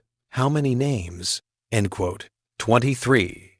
23 people who would have died if we hadn't stopped them. 23 families who would have mourned, never knowing it was murder. "Are they safe now?" Claire asked. "These people on the list?" "Police are notifying them," Thompson said. "But yeah, they're safe. David and Janet are locked up. The threat's over." Except it wasn't over for Sarah, for Patricia Caldwell, for Jennifer Reeves and Robert Torres and Linda Hashimoto. It would never be over for them. The night before they dug up Sarah's grave, I dreamed of her. Not the nightmares I'd been having, those fractured visions of poison and watching eyes. This was different. Sarah sat across from me at our kitchen table, wearing the blue sundress from that photograph, her hair catching the morning light the way it always had. She was drinking coffee from her favorite mug, the one with the chipped handle she'd refused to throw away. "You found them," she said. Not a question. "Yes. I knew you would. You were always stubborn like that." She smiled, and it was so perfectly Sarah, affectionate and teasing and warm. "Tom, you have to let me go now. I don't know how." "Yes, you do. You've always known." She reached across the table, her hand passing through mine like smoke. "Justice isn't the same as resurrection. You can have one, but not the other." I woke at 4 a.m., Claire asleep on Marcus's couch, Marcus himself standing at the window, watching the parking lot with military vigilance. He glanced over when I emerged from the bedroom. "Couldn't sleep either?" he asked. "Dreamed about Sarah. Good dream or bad? I'm not sure there's a difference anymore." I poured coffee from the pot Marcus always kept fresh. She told me to let her go. That's probably good advice. Doesn't make it easier. No. Marcus turned back to the window. I had a friend in Afghanistan, Hassan, local translator. Saved my life at least twice. We were close as brothers. He was killed by an IED on a road we'd cleared the day before. Someone had come back, planted it during the night. Targeted. I'm sorry. For 3 years after, I couldn't let it go. Kept thinking if I'd just checked that road one more time, if I'd been more thorough, more careful, kept seeing his face everywhere. Kept dreaming he was telling me it wasn't my fault. Marcus sipped his coffee. Took me a long time to understand that guilt and grief are different things. Guilt is when you could have prevented something. Grief is when you couldn't. Which one do you feel now? Grief. Finally. He looked at me. You didn't fail, Sarah. Tom. There's nothing you could have done differently. They were too careful, too patient. You couldn't have known. But Janet was right there, living next door, watching us. And I never saw it. Because you're not trained to see it. I am. And even I didn't catch it until recently. These people, predators, like the Hutchinsons, they're experts at camouflage, at appearing normal. That's how they survive. Claire stirred on the couch, sat up, blinking. What time is it? Early, I said. Go back to sleep. Can't. Too wired. She got up, joined us at the window. Is today the day? Yeah. They're starting at 9 a.m. The three of us stood in the pre-dawn darkness, drinking coffee and watching the empty parking lot like it might hold answers. It didn't. Nothing did. At 7, Detective Valdez called. Mr. Mitchell, I wanted to check in before we proceed. Are you certain you don't want to be present at the exhumation site? I'm certain, but I'll be at the cemetery, just not at the grave. Understood. We'll have Dr. Chen and her team conduct the examination on site, take samples, then transport to the lab for full analysis. The process should take about 4 hours. When will we know? Preliminary results in 48 hours. Full toxicology report in a week, maybe 2. Valdez paused. Mr. Mitchell, I want to prepare you for the possibility that we might not find definitive proof. 6 months of decomposition, it makes detection difficult. Dr. Chen is excellent, one of the best, but there are limits to what science can recover. But the notebooks, David's documentation, is circumstantial without physical evidence. I'm not saying we can't build a case, but it becomes significantly harder if the toxicology comes back negative. After she hung up, I sat with that reality, the possibility that we might know what they did, but never be able to prove it. That Janet and David might go to prison for attempting to kill me, but walk free for Sarah's murder. The thought was intolerable. Claire drove us to Meadowbrook Cemetery at 8:30. Marcus rode shotgun, still watching for threats that no longer existed. The cemetery sat on the east side of town, rolling hills covered in headstones that caught the morning sun. I'd chosen Sarah's plot under an oak tree, someplace that felt peaceful, someplace she might have liked. We parked far from her section. I'd asked Valdez not to tell me exactly where they'd be working. Didn't want to see the machinery, the disruption, the violence of opening the earth that was supposed to stay sealed. You don't have to stay here, Claire said. We can wait at a cafe. Come back when it's done. No, I need to be close. Even if I couldn't watch. Even if it tore me apart. We sat in the car for an hour. Other cars arrived, police vehicles, a medical examiner's van, Dr. Chen's unmarked sedan. I watched them drive past toward Sarah's section, then forced myself to look away. Marcus's phone buzzed constantly, Thompson sending updates, other contacts checking in. The investigation was expanding. Police in 3 other states were reviewing cold cases, looking for patterns that matched the Hutchinsons' methods. The scope of their crimes was still unfolding. At 10 a.m., Claire made me eat a granola bar and drink water. At 11, Marcus walked the perimeter of the cemetery, checking sightlines out of habit. At noon, Claire suggested we take a walk through the older section, among graves from the 1800s where the inscriptions had worn smooth with time. Sarah loved these, I said, reading a headstone for someone named Eliza Thornton, beloved wife and mother, 1843 to 891. She'd make up stories about who they were, what their lives were like. She had a gift for that, making history feel personal. I keep thinking about all the things she'll miss, all the birthdays and holidays and ordinary Tuesday afternoons, all the art exhibits she wanted to see, the books she wanted to read. The Japanese maple we planted, it's probably turning red right now, and she's not there to see it. I know. Claire's hand found mine. I think about that too, about all the conversations we'll never have, all the times I'll want to call her and can't. We walked in silence among the old graves, these people who'd been dead so long that no one alive remembered them. Eventually, everyone became just a name on stone, a dash between dates. But Sarah wouldn't even get that anonymity. She'd be the woman who was murdered by her neighbor, the victim in a true crime story. That would be her legacy now, whether I wanted it or not. At 1:15, Valdez called. "We're finished with the exhumation. Dr. Chen has her samples. We're transporting them to the lab now. And Sarah? Being reinterred this afternoon, the grave will be restored. Mr. Mitchell, I know this is difficult. I've been doing this job for 17 years, and exhumations never get easier. Did she look?" I couldn't finish the question. Mr. Mitchell, whatever you're imagining, don't. Just remember her how she was. That's the person who mattered. After she hung up, I told Claire and Marcus. We walked back toward Sarah's section. I needed to see it, needed to know it was done. From a distance, I could see the work crew replacing sod, smoothing earth, erasing evidence of the intrusion, making it look like nothing had been disturbed. But I would always know, would always carry the knowledge that Sarah's rest had been violated one more time by the people who'd killed her. We stayed until the workers finished and left. Then I walked to her grave alone. The headstone was simple granite, the inscription we'd chosen together when she'd made me promise to handle everything properly if something ever happened to her.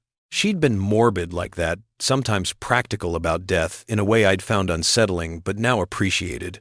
Sarah Ann Mitchell, 1993 to 2024. She saw beauty everywhere, and made others see it too.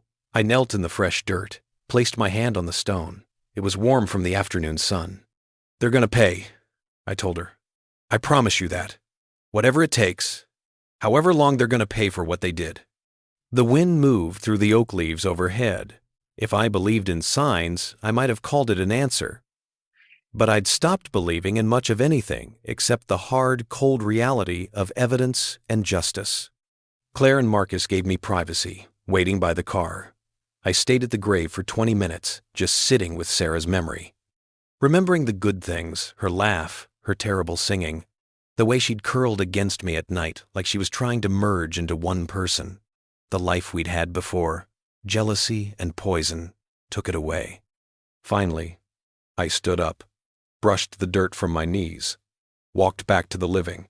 "Okay," I said when I reached Claire and Marcus. "What's next?" The next 2 days were an agony of waiting.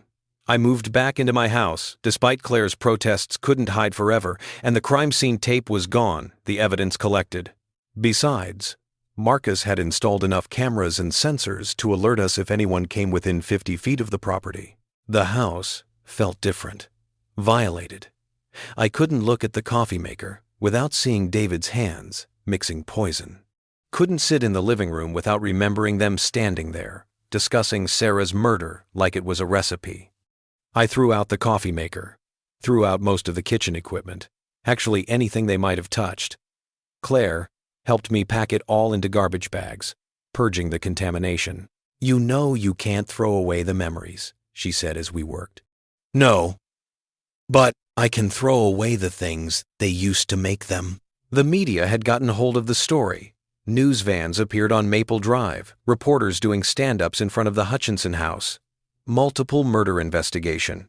They called it suburban serial killers. The neighbors were interviewed. Everyone suddenly remembered thinking Janet seemed odd. David seemed dangerous.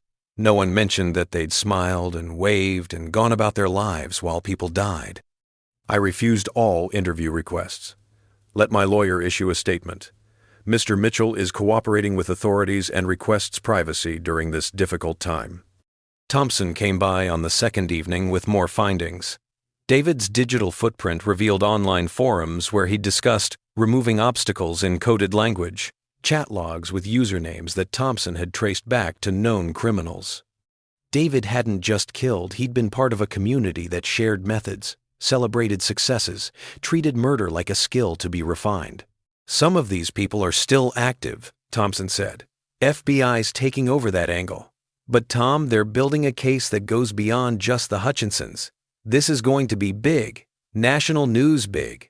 I don't care about big. I care about conviction. You'll get it. The evidence is overwhelming. On the third day, Dr. Chen called at 4 p.m. Claire and Marcus were both with me. We'd been waiting together, unable to focus on anything else. Mr. Mitchell, I have preliminary results from your wife's remains. Doctor. Chen's voice was carefully neutral. We found elevated levels of both phenylephrine and ephedrine in tissue samples, concentrations consistent with chronic exposure over multiple weeks. The room swam. So it's proof. You can prove they poisoned her. Yes, the compounds were preserved in bone marrow and hair follicles, not as much as we'd find in a fresh case, but enough to establish that Sarah was subjected to toxic doses. Combined with David's documentation and the recordings, Mr. Mitchell, we can prove beyond reasonable doubt that your wife was murdered. I couldn't speak. Claire grabbed my hand, held on tight. Marcus just nodded, like he'd known all along, but needed the confirmation. There's more, Dr. Chen continued. We also found evidence of acute exposure in the 48 hours before her death, a much higher dose than the chronic baseline. That's what caused the aneurysm, a sudden spike that ruptured vessels already weakened by prolonged exposure. Janet, I found my voice. In her confession on the recording, she said she came over the day Sarah died, added something to Sarah's tea. That matches our findings. The final dose was substantial enough to trigger immediate cardiovascular failure. Sarah would have collapsed within minutes of ingestion. Was she in pain? Dr. Chen hesitated. Brain aneurysms are typically very rapid. Loss of consciousness occurs within seconds. I can't promise she felt nothing, but it would have been brief. Brief. Sarah's entire vibrant, beautiful life snuffed out in seconds because a neighbor envied her happiness. What happens now? I asked. Now the medical examiner officially amends Sarah's death certificate. Cause of death changes from natural to homicide. That triggers additional charges against Janet and David Hutchinson. First-degree murder, premeditated, with special circumstances of poison. Mr. Mitchell, they're going to prison for life. I'll make sure of it. After she hung up, the three of us sat in silence. I'd wanted this, wanted proof, wanted justice, wanted confirmation that I wasn't crazy for suspecting murder. But having it felt less like victory and more like a door closing. The final, irrevocable truth that Sarah hadn't died randomly, that someone had deliberately taken her from me. I need to see them, I said suddenly. Janet and David. I need to look them in the face and tell them I know what they did. Tom. Claire started. I know it won't change anything. I know it won't bring Sarah back. But I need them to see that they didn't win, that their perfect murder got solved. That Sarah mattered enough for people to keep digging until we found the truth. Marcus considered this. Valdez might be able to arrange it. They're being held separately county jail, maximum security wing, but it's unusual for victims' families to request meetings with suspects before trial. I don't care if it's unusual. I need this. He made the call. Talked to Valdez for 15 minutes while I paced my living room, this space that had been my home and Sarah's home and was now just a crime scene I lived in. Valdez says she can set it up, Marcus finally reported. Tomorrow morning. You'd meet with them separately, recorded, with guards present. Janet first, then David. But Tom, she strongly advises against it. Says it rarely provides the closure people are looking for. I'm not looking for closure. I'm looking to let them know they failed. Claire touched my arm. Are you sure? Once you do this, you can't undo it. Whatever they say to you, whatever they say, it can't be worse than what they already did. The next morning, we drove to the county jail, a concrete fortress on the outskirts of town, surrounded by razor wire and security cameras. The kind of place Sarah would have hated, harsh and ugly and devoid of beauty. Valdez met us at the entrance. Last chance to change your mind. I'm not changing my mind. She led me through security, metal detectors, pat-downs, the bureaucracy of visiting evil. Claire and Marcus had to wait in the reception area. I went alone through heavy doors that clanged shut behind me with the finality of judgment. The interview room was small and sterile. Gray walls, gray table, gray chairs bolted to the floor. A camera in the corner documenting everything. Valdez positioned me with my back to the door, facing the chair where Janet would sit. 5 minutes, she said. That's all we can authorize. If she becomes aggressive or threatening, we end it immediately. I nodded, waited. The door opened. Guards brought Janet in, her hands cuffed, her orange jumpsuit hanging loose. She looked smaller than I remembered, diminished. The woman who'd stood in her garden in cardigans and smiled over fences now looked like what she was, a murderer, awaiting trial. They seated her across from me. Her eyes were red-rimmed, exhausted. When she looked up and saw me, she flinched. "Hello, Janet," I said. Her voice came out as a whisper. "Tom, I'm so sorry." "Sorry for what? For murdering my wife? For trying to murder me? For stealing 6 months of my life where I thought Sarah died naturally and blamed myself for not seeing warning signs?" "All of it. Everything. I never meant." She stopped. "That's a lie. I did mean it, at the time. But now, looking back, now that you're caught, you mean? Now that you're facing life in prison? I deserve it." Tears started tracking down her face. "I deserve everything that happens to me. Tom, you have to understand, I wasn't always like this. I used to be good. I used to be normal. And then Richard died. And I was so alone. And David came back. And, don't blame David. You killed Sarah. You came into my house, put poison in her tea, and watched her die. That was you." "I know." Her voice broke completely. "I watched her collapse. I could have called 911, could have saved her, but I left, went home, and waited for you to find her. Tom, I'm a monster." "Yes," I said. "You are." She looked up at me, mascara streaking her face. For what it's worth, Sarah didn't suffer. It was fast, and she never knew, never suspected. She thought I was her friend, right up until the end. That's supposed to make me feel better? That you betrayed her trust so completely she died thinking you cared? No, nothing makes it better. I wanted you to know she wasn't afraid, wasn't in pain. I know it doesn't matter. I know it doesn't change anything, but you're right. It doesn't change anything. I stood up. "We're done here." "Tom, wait, please." Janet reached toward me, her cuffed hands stopping short. Tell me, Sarah is at peace. That, wherever she is." "I'm not giving you that. You don't get absolution from me. You don't get to feel better about what you did." I turned toward the door. Valdez opened it immediately. "Tom," Janet called after me. "I'm sorry. I'm so sorry." The door closed on her apologies. They meant nothing. David was next. They took me to a different room, higher security, reinforced glass partition between us. He was brought in wearing even more restraints than his mother, marked as the greater threat.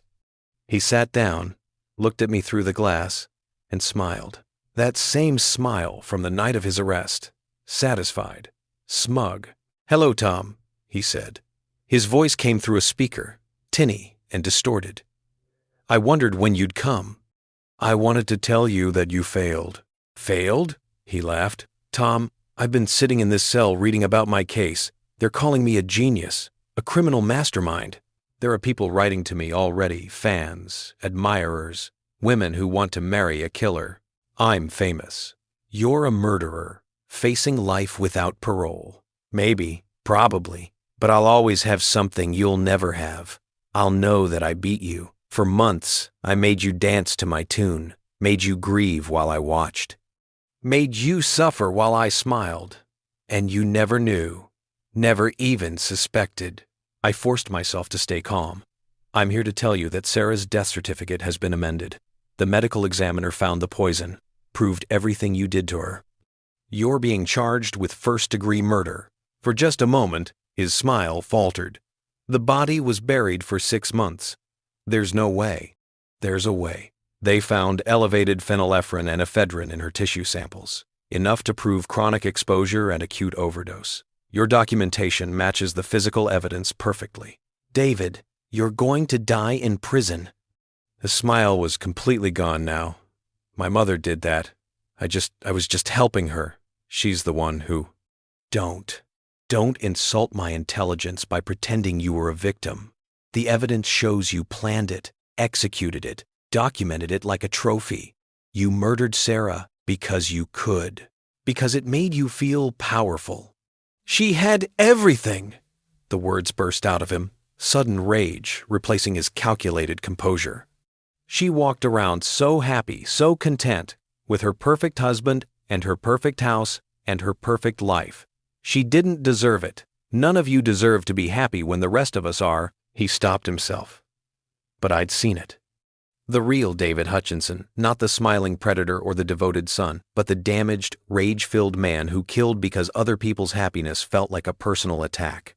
I feel sorry for you, I said, and I meant it. You're so broken that you can't imagine joy that isn't taken from someone else.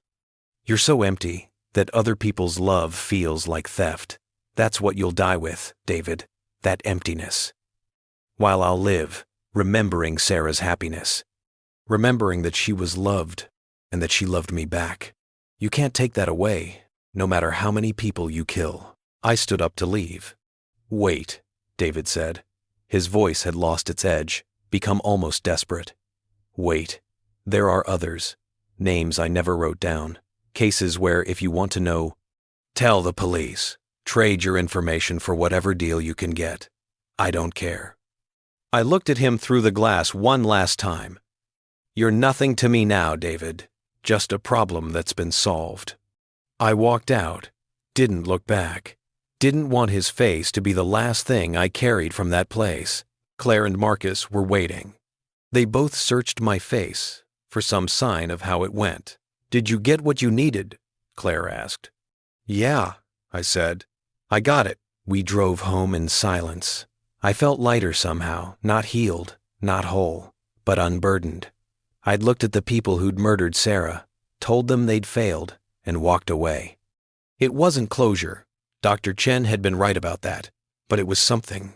It was the beginning of learning to carry grief without letting it carry me. The trial began on a cold morning in March. 9 months after Sarah's death. Spring was trying to break through crocuses, pushing up through the courthouse lawn, the sky that tentative blue that promises warmth it can't yet deliver. I sat in the front row of the gallery with Claire on one side and Marcus on the other, behind us. The courtroom filled with reporters, courthouse regulars, true crime enthusiasts who treated murder trials like entertainment. I'd learned to ignore them, to focus only on what mattered. The evidence, the testimony, the slow machinery of justice grinding toward verdict. The prosecution had separated the cases. Janet and David were being tried together for Sarah's murder and the attempt on my life. But the other victims, Patricia Caldwell, Jennifer Reeves, Robert Torres, Linda Hashimoto, would be separate proceedings if these convictions held. Strategy, the prosecutor had explained. Build the strongest case first, establish pattern, then leverage those convictions for the others. Assistant Prosecutor Catherine Morrison stood to give her opening statement. She was in her 40s, with the kind of controlled intensity that suggested she'd been doing this long enough to have seen everything and still believe justice mattered. Ladies and gentlemen of the jury, she began, this is a case about envy, about a woman who looked at her neighbor's happiness and decided she wanted it for herself. About a son who helped his mother steal that happiness through the most calculated, cruel method imaginable, slow, deliberate murder disguised as natural death. She walked them through it. The timeline, the compounds, the documentation, Sarah's headaches, Janet's visits, the final dose of poison delivered in tea, while Sarah smiled and trusted the woman who was killing her. Sarah Mitchell died believing her neighbor was her friend, Morrison said. She died without fear, without suspicion, because Janet Hutchinson had spent months cultivating that trust while simultaneously destroying Sarah's health. That betrayal, that calculated cruelty, is what makes this not just murder, but premeditated murder of the most heinous kind. The defense attorney for Janet, a man named Robert Keller with expensive suits and a reputation for getting clients reduced sentences, stood for his opening. "My client is a victim," he said. "A victim of her son's manipulation. Janet Hutchinson is a grieving widow who lost her way, who fell under the psychological control of a convicted criminal with a history of violence. Yes, she was present. Yes, she made terrible choices. But the evidence will show that David Hutchinson was the architect of these crimes, and his mother was merely his tool." David's attorney, a woman named Sharon Cross, who specialized in supposedly unwinnable cases, took a different approach. "The state will present notebooks, recordings, chemicals. They'll tell you these prove murder. But what they actually prove is the creative writing of a mentally ill man." David Hutchinson has documented delusions. The victims died of natural causes, as established by medical examiners at the time. The state is asking you to believe in a conspiracy theory built on the fantasies of a troubled mind. It was an audacious defense, claimed the confessions were fictional, the evidence misinterpreted, forced the jury to choose between medical science and the original death certificates.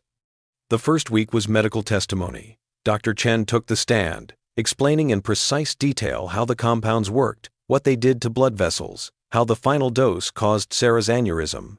She presented tissue samples, toxicology reports, charts showing concentration levels that couldn't occur naturally. Under cross-examination, Cross attacked her findings.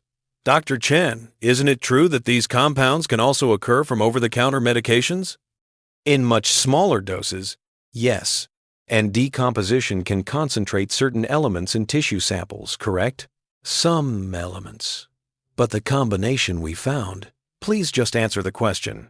Can decomposition alter chemical concentrations?"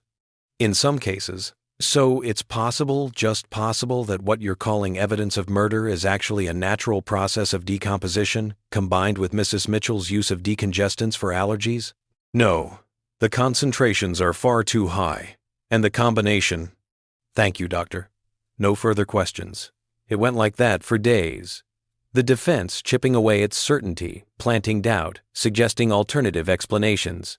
I watched the jury's faces, trying to read their reactions. Some looked convinced, others skeptical, most just looked tired. The second week brought the recordings. Morrison played them in their entirety, David and Janet's voices filling the courtroom, discussing Sarah's murder with casual certainty. "She had what you wanted. I helped. It worked perfectly. No one suspected." I watched the jury as they listened, saw shock, revulsion, anger playing across their faces. This was harder to explain away than toxicology reports. "These were the defendant's own words, recorded in my home while they prepared to kill me the same way they'd killed Sarah." Keller objected strenuously. "These recordings were obtained through surveillance equipment installed without proper disclosure. They violate Manners Braes Gevin equipped. The equipment was installed on Mr. Mitchell's property with his permission," Morrison countered. "He had every right to record audio in his own home. The defendants were trespassing. They had no expectation of privacy. The judge allowed the recordings. But Cross did her damage on cross-examination of Marcus." "Mr. Reyes, you were the one who installed these cameras?" "Yes." "And you have extensive military intelligence training?" "I do. Training that includes psychological operations, manipulation of targets, among other things."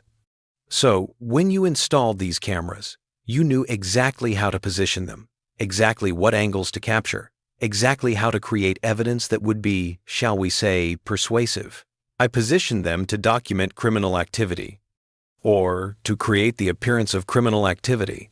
"Mr. Reyes, isn't it true you could have edited these recordings, added audio, manipulated the footage?" "I didn't, but you could have.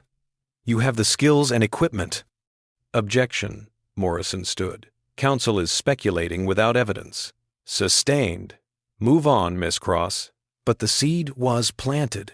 The suggestion that maybe the recordings weren't reliable. Maybe Marcus had manufactured evidence. I wanted to scream. The third week brought character witnesses. People who'd known Sarah testified about her kindness, her trust, her complete lack of suspicion.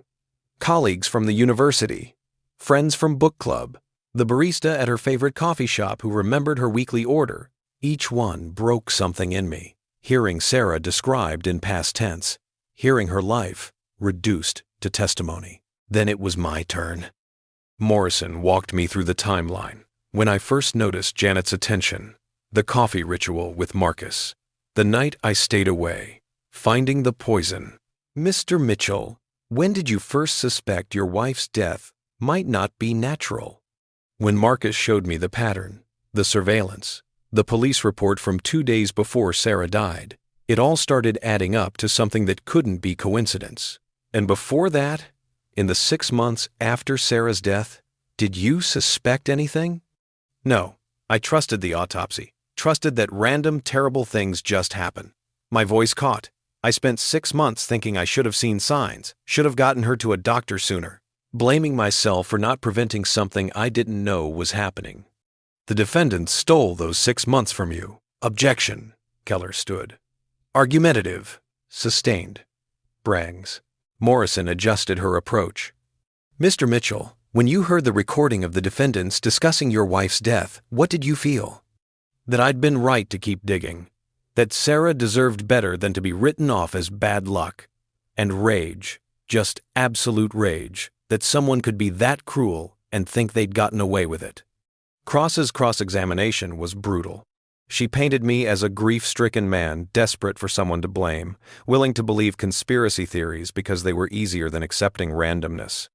She pointed out that I'd hired Marcus, paid him, given him access to my property, suggested we'd work together to frame the Hutchinsons because I needed a villain. Mr. Mitchell, your wife died 6 months before you discovered this supposed murder plot.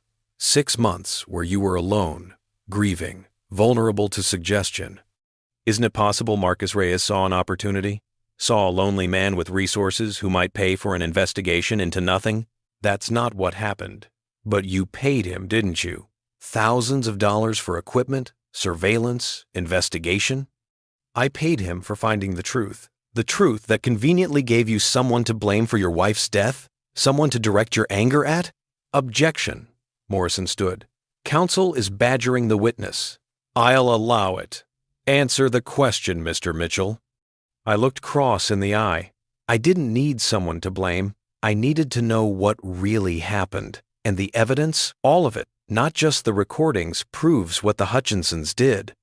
The compounds in Sarah's body, David's notebooks, the attempt on my life. None of that is conspiracy theory. It's fact. Facts can be interpreted many ways. Not these facts. The 4th week brought Janet to the stand. Keller had advised against it, I later learned, but she'd insisted, wanted to tell her story. She looked smaller than ever in the witness box. Spoke in a voice barely audible, describing her loneliness after Richard died, her joy when David was released, her gradual descent into jealousy watching Sarah and me through her window. I know it was wrong, she said, tears streaming. I know I should have looked away, should have focused on my own life. But every time I saw them together so happy, so in love, it hurt. It physically hurt. Like a reminder of everything I'd lost. And when did David suggest helping you? Keller asked gently. He saw me watching them one day, asked what I was thinking about. I told him how much it hurt to see their happiness. And she stopped, crying harder. He said he could fix it, could make the pain go away. Did you ask him to kill Sarah Mitchell? No, never. I just wanted. I don't know what I wanted. To not feel so alone. David said he'd take care of it.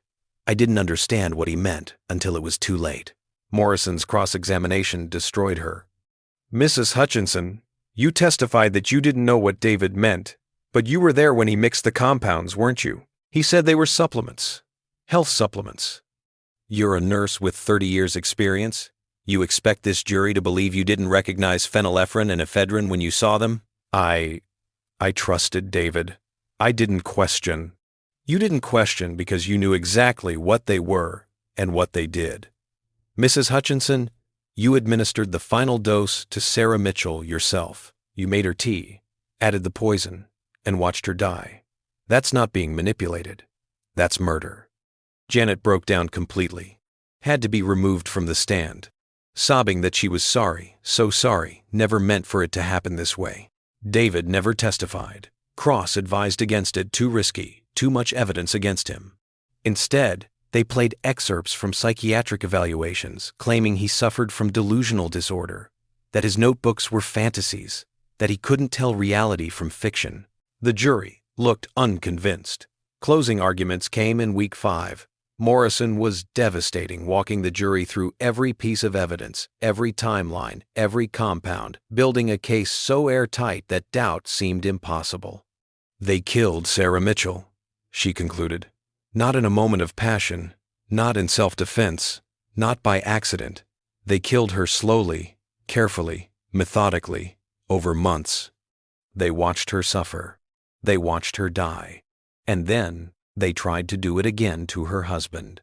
Ladies and gentlemen, there is only one verdict that serves justice: guilty on all counts. Keller and Cross did their best, raised doubt about the recordings, the toxicology, Marcus's involvement, suggested alternative explanations, innocent interpretations. But I could see it in the jury's faces. They'd heard enough. The jury deliberated for 6 hours. When they returned, the forewoman stood and read the verdicts in a steady voice. Count 1, murder in the first degree, of Sarah Ann Mitchell, guilty. Count 2, attempted murder of Thomas Mitchell, guilty. Guilty on all counts, both of them. I felt Claire grab my hand, felt Marcus's hand on my shoulder. But mostly, I felt empty, the kind of empty that comes after something long anticipated finally arrives and you realize it doesn't fill the hole it was supposed to. Justice wasn't resurrection. Sarah was still gone, but at least now, she was avenged. The sentencing hearing came 3 weeks later. The courtroom was quieter this time. No media frenzy, no curious onlookers. Just the people who mattered, the judge, the attorneys, the families of the victims. Claire sat beside me again. Marcus had flown his daughter Rachel in from California. She sat with him in the row behind us. Janet and David were brought in separately, both in orange jumpsuits, both looking diminished by the weight of their convictions. Janet kept her eyes down. David stared straight ahead, that smile finally gone, replaced by the hollow expression of someone who'd lost everything. Judge Catherine Reynolds entered, and we all stood. She was a woman in her 60s with gray hair and the kind of face that suggested she'd presided over enough human tragedy to have lost any illusions about justice providing comfort. "Be seated," she said. "We're here for sentencing in the matter of the state versus Janet Hutchinson and David Hutchinson. Before I pronounce sentence, I'm allowing victim impact statements." Morrison nodded to me. I'd written something, revised it a dozen times, but as I stood and approached the microphone, I set the paper aside. Some things couldn't be scripted. Sarah was 31 when she died, I began. She loved art history and bad coffee and singing off-key in the shower. She wanted to write a book about Renaissance women artists. She wanted to travel to Florence and see the paintings she'd only studied in photographs. She wanted to grow old with me. My voice cracked. I steadied it. You took all of that. You took her future, her dreams, her life, because you were jealous, because watching other people be happy made you angry. And you did it so carefully, so methodically, that for 6 months I thought it was my fault, thought I should have seen signs, should have saved her. I looked directly at Janet. She was crying again, but I didn't care anymore. You made me grieve twice, once for losing Sarah, and once for learning that her death wasn't random, that someone I smiled at over garden fences had murdered the person I loved most. I turned to David. "And you documented it like it was an achievement. Like killing vulnerable people made you clever. You're not clever. You're broken." And now you'll have the rest of your life to sit in a cell and understand that." I sat down. Claire squeezed my hand. Other families spoke. Patricia Caldwell's daughter, who'd been 14 when her mother died. Robert Torres's brother. Each one painting a picture of lives stolen, families shattered, all to feed the Hutchinsons' twisted sense of entitlement. Finally, Judge Reynolds spoke. "I've presided over criminal cases for 23 years. I've seen evil in many forms, but this—" She looked at Janet and David with something close to disgust. "This level of calculated cruelty, this systematic destruction of innocent lives, represents a profound betrayal of human decency." She sentenced them each to life without possibility of parole for Sarah's murder, with additional consecutive sentences for the attempt on my life and for the other proven cases. Even with appeals, they would die in prison. "You took lives," Reynolds concluded, "and in doing so, you forfeited your own freedom forever. May you spend your remaining years contemplating the pain you've caused." The gavel fell. It was done. As guards led them away, Janet looked back at me one last time. Her lips moved. "I'm sorry," but the words meant nothing. Sorry doesn't resurrect the dead. David didn't look back at all. Outside the courthouse, reporters shouted questions I didn't answer. Marcus and Claire flanked me, creating a buffer until we reached Marcus's car. We drove in silence back to my house, the house Sarah and I had chosen together, the house Janet had coveted enough to kill for. "What now?" Claire asked as we sat in the driveway. "Now I figure out how to live with it," I said. "The knowing, the justice, all of it. You don't have to figure it out alone. I know, but some things you did have to do alone. Some grief was too personal to share, even with people who loved you."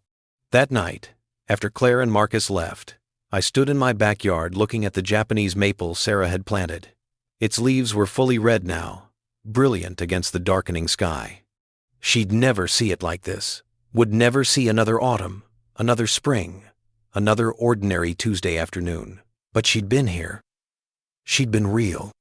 She'd been loved, and that finally felt like enough to build on.